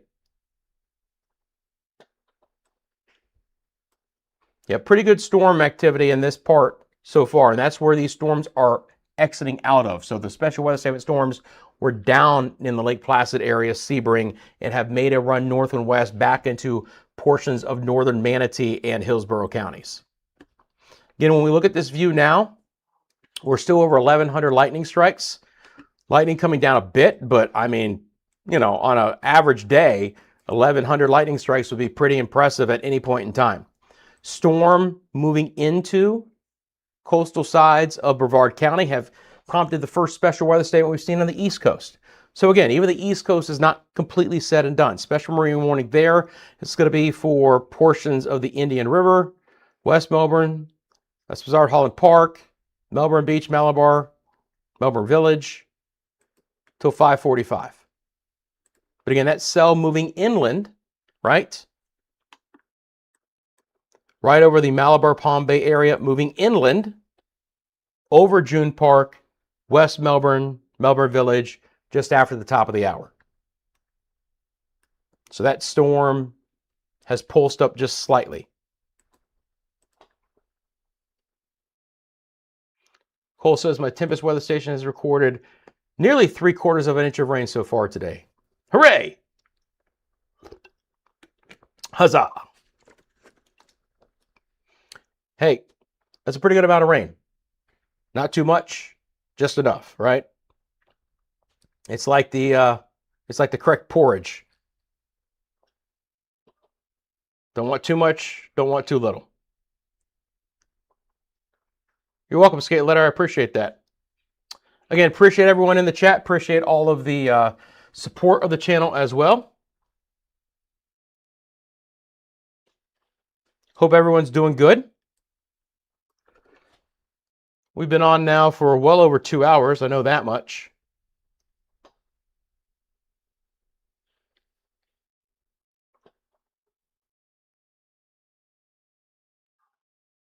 So Richard jumps in. Now we go all the way east again. Palm Bay. Palm Bay coming down as we speak. There it is. Good storm. Again, not too large, right? But water-loaded atmosphere, heavy rainfall, good amount of lightning. Just so widespread today too, right? So now our friends in coastal Brevard County, they get into the act. Again, it's, when folks ask me about, hey, is it going to clear up by certain amount of time? It's 5 o'clock, guys. You don't see a lot of clearing at all. And it's likely not to be until sunset that even some of the thunderstorm activity fully fades. And even well past sunset, we're likely left over with areas of light rain. Still have your overcast skies, still have some rain under that canopy out there as well. Not going to add up to much more in the rain gauge, but, maybe you want to take a walk after sunset tonight. I mean, maybe the lightning's gone, but there could still be some light showers, some drizzle activity, if nothing else.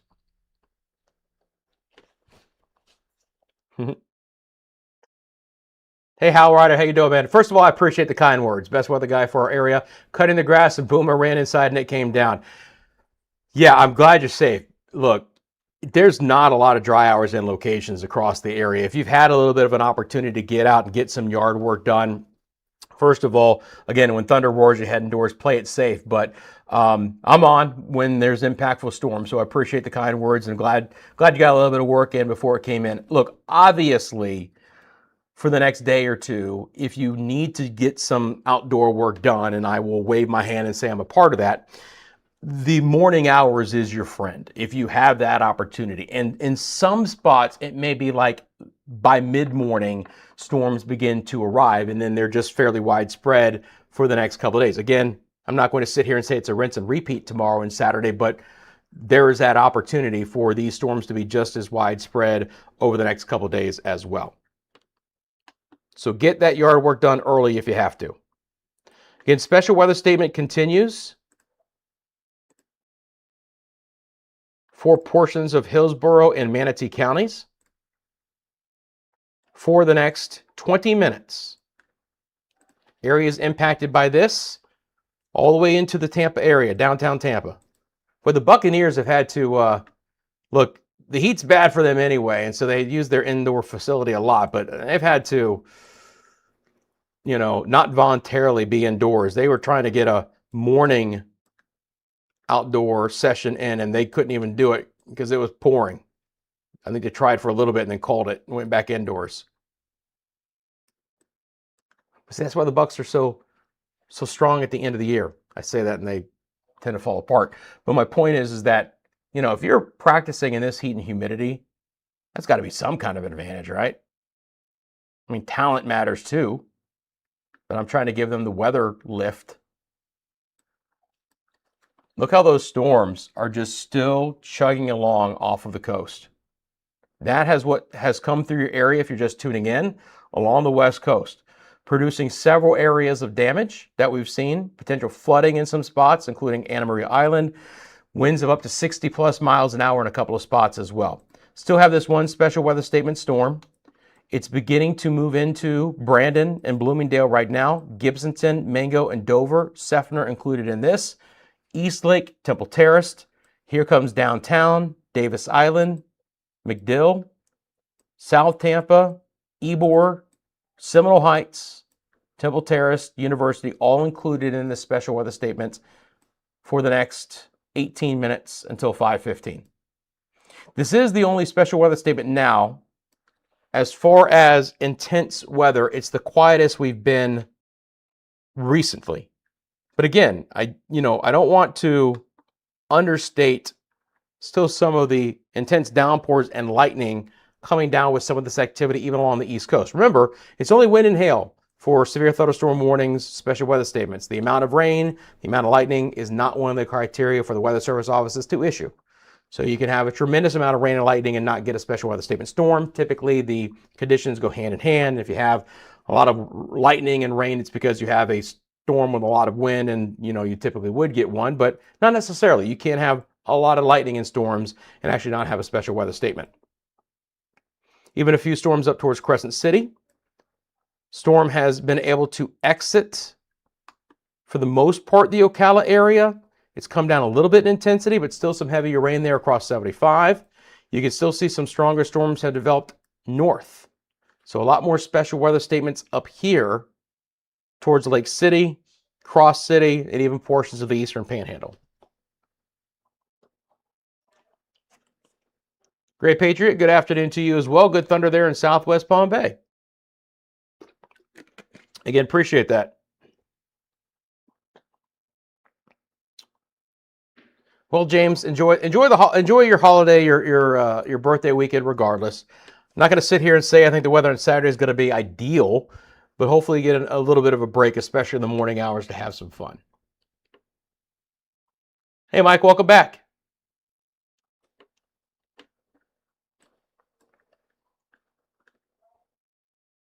All right.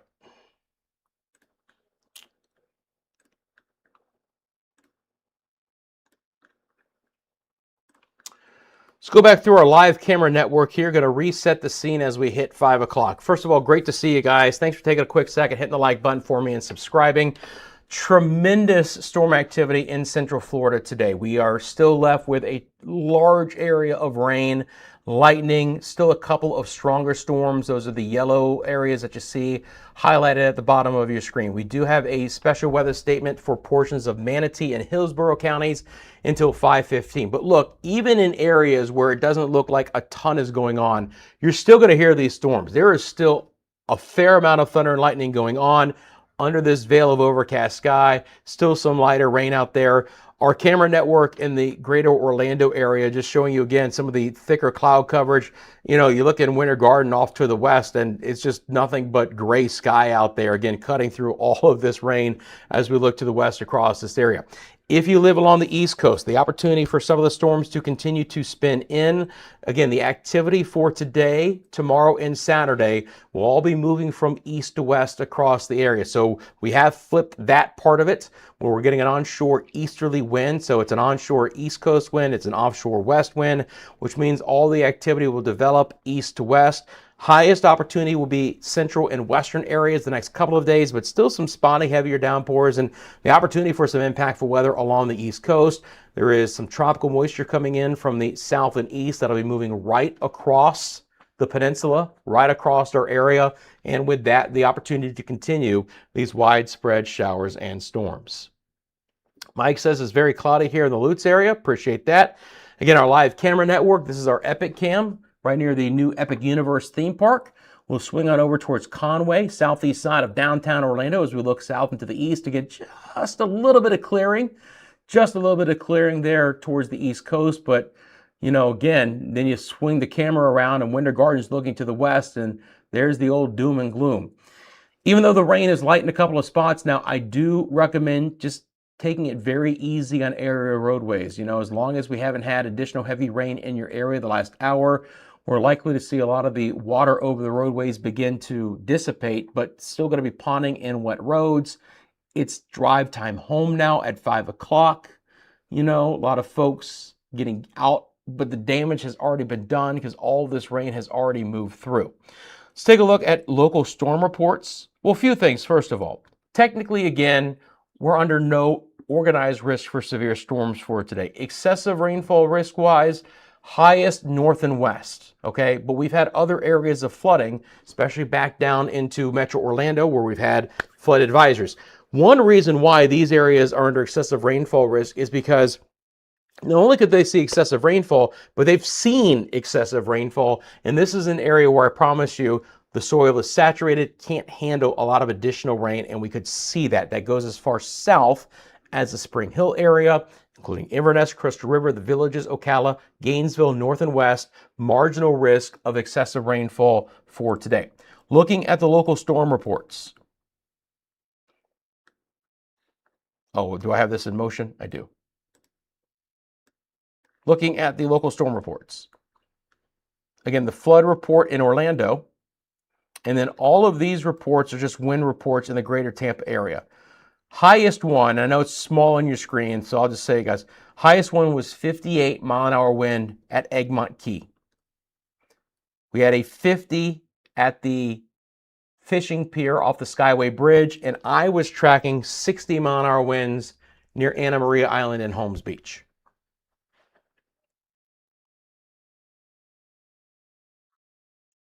Lady Rose, good to see you as well. Nice steady rain here, just started in Fruitland Park. That's what I expect, a lot of on and off. Sharon says, hear thunder now in Inverness. Appreciate that. Citrus County checking in. Thank you very much for that. And again, our live camera network here in Central Florida, continuing to monitor the weather situation for you guys.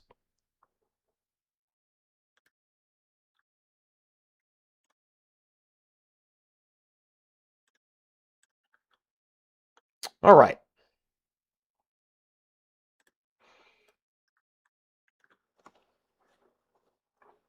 So we still have the one special weather statement that we're going to watch till 5:15. Look, this is one of those days where even when I wrap up this live stream, there's going to be a few storms out there, right? Even if they're not strong, there's still going to be some impactful weather. So I want to be clear that any plans the remainder of the late afternoon and early evening hours are likely to be impacted by weather. It's going to be until the early evening that things won't fully begin to fall apart, especially lightning wise. Still could be some light rain overnight as well, but the lightning should begin to dissipate, but not until sunset. Sunset's still about 8:14ish, 8:13ish, depending on where you are, with last gasp of daylight closer to 9 o'clock for the most part. So, once we hit about 8:15, we start to see the storms go. Now, if you guys joined me for my very short live stream last night, you saw what the storms, even through the 8 o'clock hour, were producing. We could still get some hot storms. Now, it's a different situation today because a lot of the atmosphere is going to be a lot more stable after all the storms that have already come through, meaning the damage has already been done. So there are not a lot of spots where I think we're going to re-energize the storms that we did last night, but some activity could linger deep into that 7 and 8 o'clock hour. Right now, the storms are just solid over the southern sides of Brevard County. We'll switch back over to the Melbourne radar here. Take a look at these storms.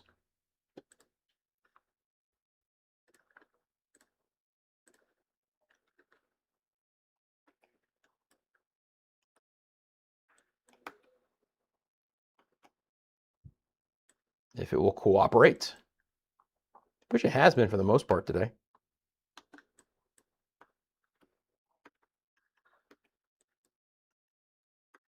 Of course, I say that and now it's like, nah, I'm not going to cooperate with you.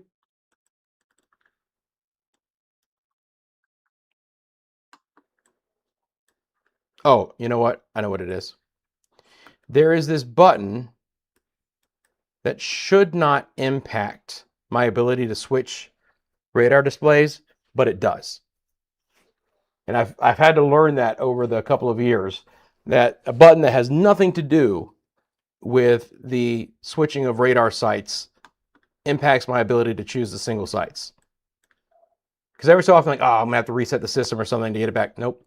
Just hit that button, Rusty. Just hit that button. Again, scattered additional rain back into Osceola County. Certainly we'll try and make a run back into the eastern sides of Orange County, but we're stuck in a veil of overcast right now with light rain, so this activity will likely fade a bit as it does. You can still see some storms trying to get back into Volusia County at the hour. Edgewater, Port Orange, areas that were impacted the last couple of days with some heavier storms. New Smyrna Beach, severe thunderstorm warning there earlier, not today, but earlier in Tuesday. Ponce Inlet, again, not a just completely dry forecast. All of this activity offshore, spiraling its way back inland at this present time. Even a few additional showers up in Putnam County. You can just see how widespread this is what, about 125 miles wide at least of just moderate rain, and still, even though some of the storms are winding down a bit, still over 800 lightning strikes here.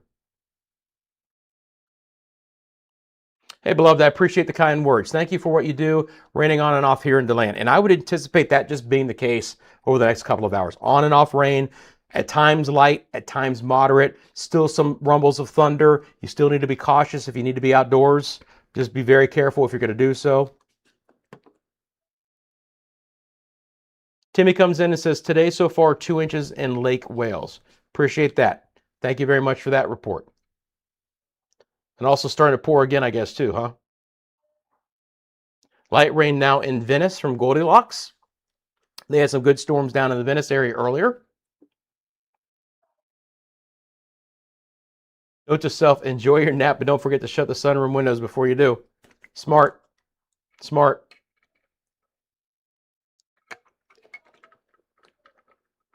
Hey, Cheryl. By the way, you guys see me, I'm just going back and forth through all of my different beverage accoutrements. Cheryl says, hello, everyone. Quiet at the moment in Palm Coast and Matanzas area. Cloudy with a few sprinkles and rumblings of thunder a short while ago. Thank you for your forecasting, Rusty. My pleasure, Cheryl. Appreciate you taking a time to jump into the chat. Again, look, it means a lot to me. I don't take this lightly that you guys find enough out of this channel to spend part of your day with me. And your time is valuable, and I appreciate you guys finding enough into what I do here to join me on this channel covering these storms live across Central Florida. So again, from the bottom of my heart, thank you for supporting the channel, but also just finding enough out of this channel that you want to spend part of your time with me covering these storms live. And that's how it works. Again, this is why I love this. We don't have to stop at a certain time. We don't have to start at a certain time. There's no geographic boundaries. We can cover what we need to cover here. So impactful weather, our sea breeze storms for the summer months, any hurricanes or tropical systems in the area, cold fronts with severe weather chances in the cool months. And I even came on a couple of times to talk about the freeze that we had in Central Florida early this year. So again, whenever there's impactful weather, whatever you want to, label that, and it is to my discretion, if you will, but I've got you covered here for all varieties of that impactful weather.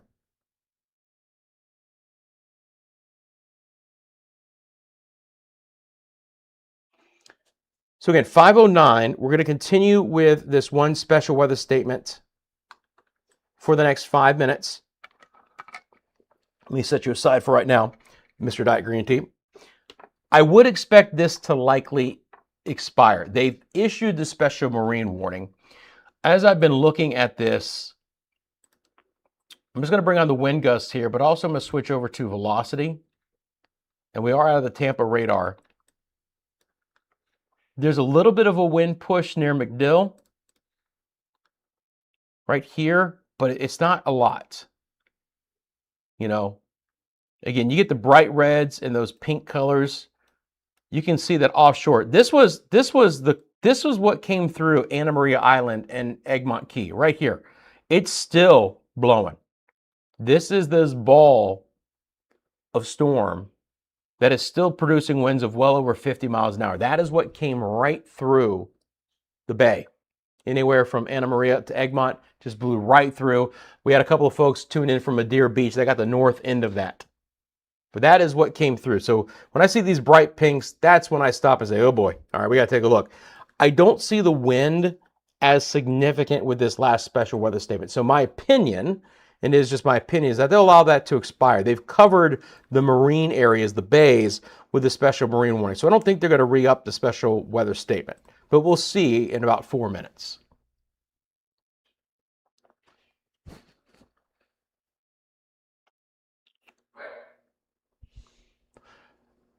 Accent, I appreciate the question about South Carolina, but this is a Florida weather channel, so unfortunately we cover Florida weather here. Appreciate you tuning in. We have folks who tune in from all over, not only the country but the planet. We got folks who jump in the chat from the UK and from the Bahamas, and there's folks who tune in from all different countries. But as far as the focus of the channel, it is for Florida. Is my name Rusty because you spent too much time in the rain? Yes, that is what happened. My parents knew I was going to spend a lot of time in the rain, so before I even did, they named me Rusty. Hey, Alex, how you doing? Steady light to moderate rain in Spring Hill. Wish you could say like this for a month. I don't. This wears me out. I try and tell people for every hour that I'm on, it's like 3 working hours, man. Because, I'm standing the whole time, which I don't mind, right? I really don't. I mean, I could sit, but I choose not to. But just getting up here and talking with you guys, it's fun. I really enjoy it, but it can take something out of you. So as far as light rain for a month, okay, sure. But storming like this, no, let us get some breaks, please.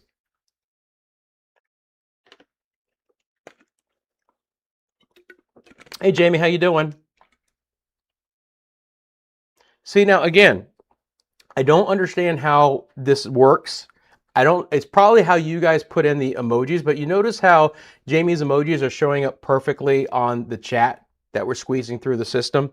Whereas a lot of other ones, it actually gives the description of the emoji. So I don't know how Jamie's doing it or whatever, but follow Jamie's lead if you want to get the actual emojis to come on. So Deland, Raining and Thunder, I appreciate that. Do you hear Sassy?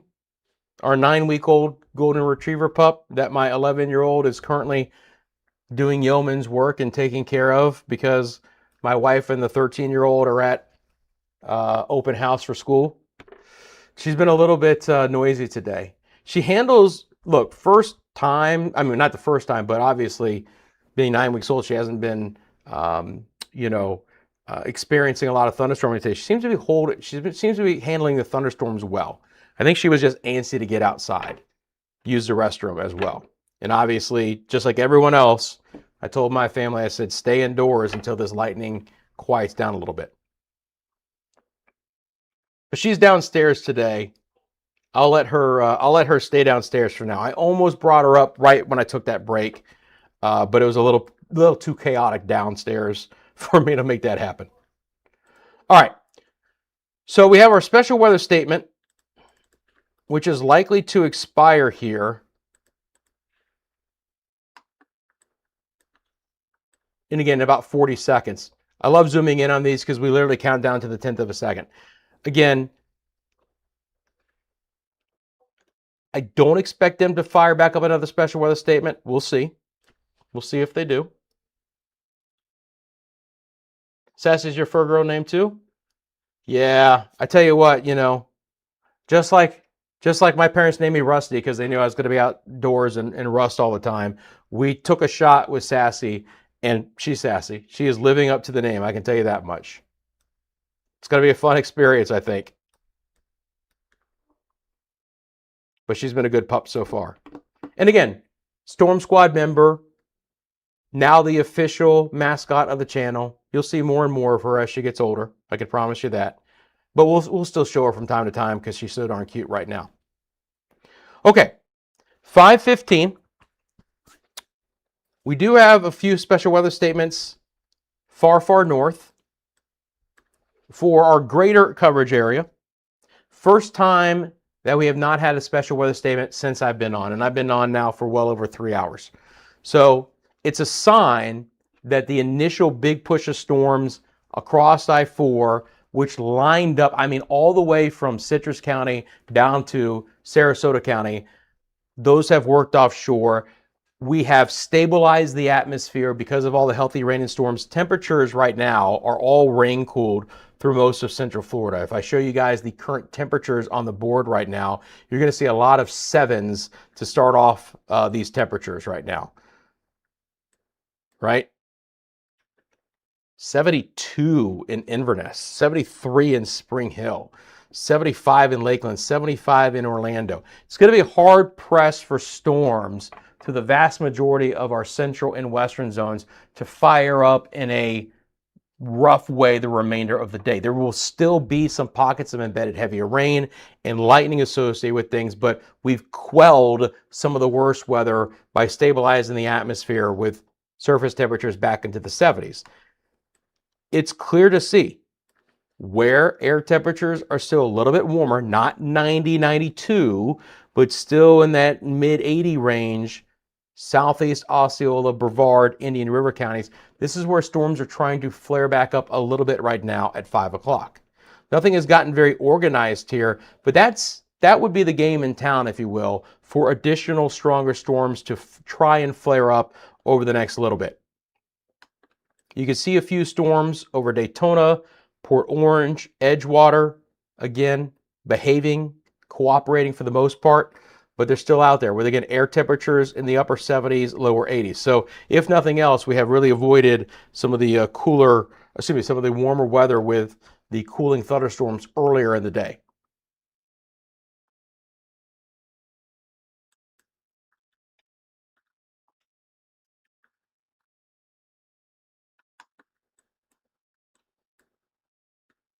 What's for Vero Beach? Good question. Again, Vero Beach would be in the same situation as all of our East Coast, where there would be the opportunity for some storms to spread in from coastal waters. You should have an east wind along the coast, and any scattered rain, it's not going to be as concentrated, but any scattered rain that develops in coastal waters could make a run in an isolated fashion back on shore. And you can just clearly see the spotty nature of all of this. Again, nothing to really track right now. We're in a moisture-laden atmosphere. It's been very conducive to have these storms become so widespread. I mean, again, we're at 80% coverage of rain across Central Florida right now. It might be light in your area, but this radar is very, very active right now.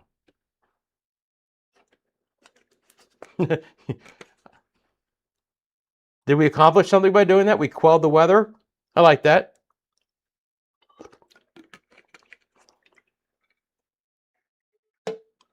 Hello from Zero Beach. Where is that? Joey Bag of Donuts, Zero Beach. Unless it's unless it's supposed to be Vero Beach.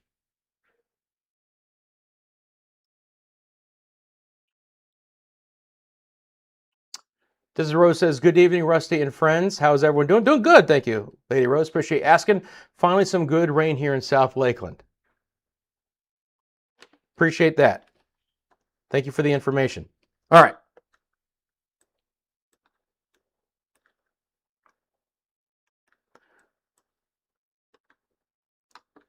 So again, don't be fooled. You know, there will be some additional storms off of the Brevard, Volusia County coastline. That will make a run back in. You can see some heavier rain picking up over Ponce Inlet, New Smyrna, Edgewater, Oak Hill areas, places like that.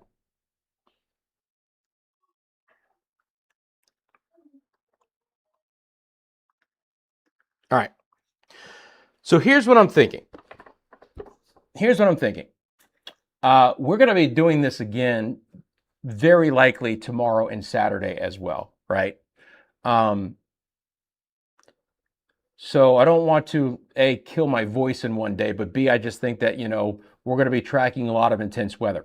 Now, as probably most of you know, and if you don't, I have the ability to stream our radar network and our cameras on a live stream even when I'm not on, okay?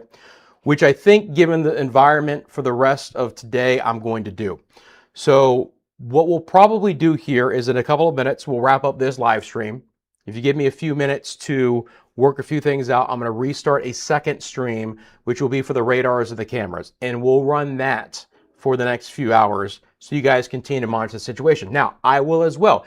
If storms flare back up in a couple of areas and I need to come back on live, boom, I can come back on live and cover it. But you know, there are ways for us to kind of give you more 24/7 coverage without me being on, and that stream will allow us to do so. So that's what I think I'm going to do now that we don't have any special weather statement storms in, because quite honestly, this is going to take hours and hours and hours to fully dissipate, right? But I don't think it's going to intensify in most areas from what we've already seen, sans the immediate East Coast, where a few spots could still see some stronger storms try and redevelop here between now and sunset, right? But for tomorrow, for Saturday, certainly a pretty good opportunity here that we're back into some kind of live coverage, as I do expect there to be, again, a tremendous amount of storms in the area overall. Could be running it back, the same kind of situation tomorrow. These storms may not wait until the mid-afternoon hours in some areas, and Saturday looks pretty wet and stormy as well. All right, so Gainesville has light sprinkles. I appreciate that. Hey, Rosewood, Newberry had a few rumbles, no rain. All right, so again, here's what's going to happen. I'm going to wrap up this live stream momentarily.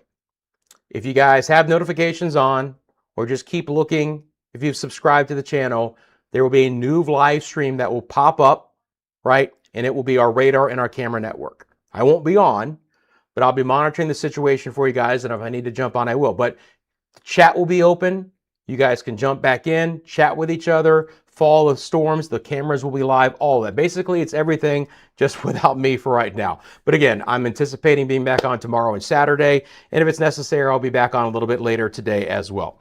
Couple of housekeeping notes before I get out of here. Please remember that CFLW is sponsored by the Lien Law Firm of Central Florida, your hometown homeowners insurance attorneys. You get stuck in a insurance claim process, which can be an absolute dreadful experience, and you need some help, reach out to the Lien Law Firm, scan the QR code, it will take you to their website. They offer free consultation and policy review, so you really have nothing to lose. You want to support someone who supports the channel, reach out to them at 407-502-0053. Again, you want to become a sponsor of the channel, just like the Lien Law Firm. If you have a business here in Central Florida and you're interested in sponsoring the channel or one of our cameras, scan that QR code at the top left-hand side of your screen and reach out. It'll send you right to our email.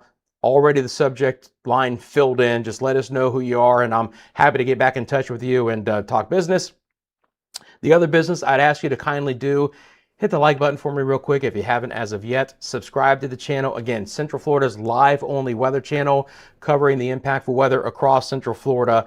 And again, I do appreciate all of our moderators and all of our members and everyone in the chat and watching for spending part of your Thursday with me. Again, new live stream coming up momentarily. Going to be covering the storms for the remainder of the afternoon and early evening hours. If necessary, I'll be back on live. If not, a very high-end chance I'll see you sometime tomorrow with a lot of storms moving back into the area. Until then, my friends, again, thanks for tuning in. Take care, and I'll see you soon.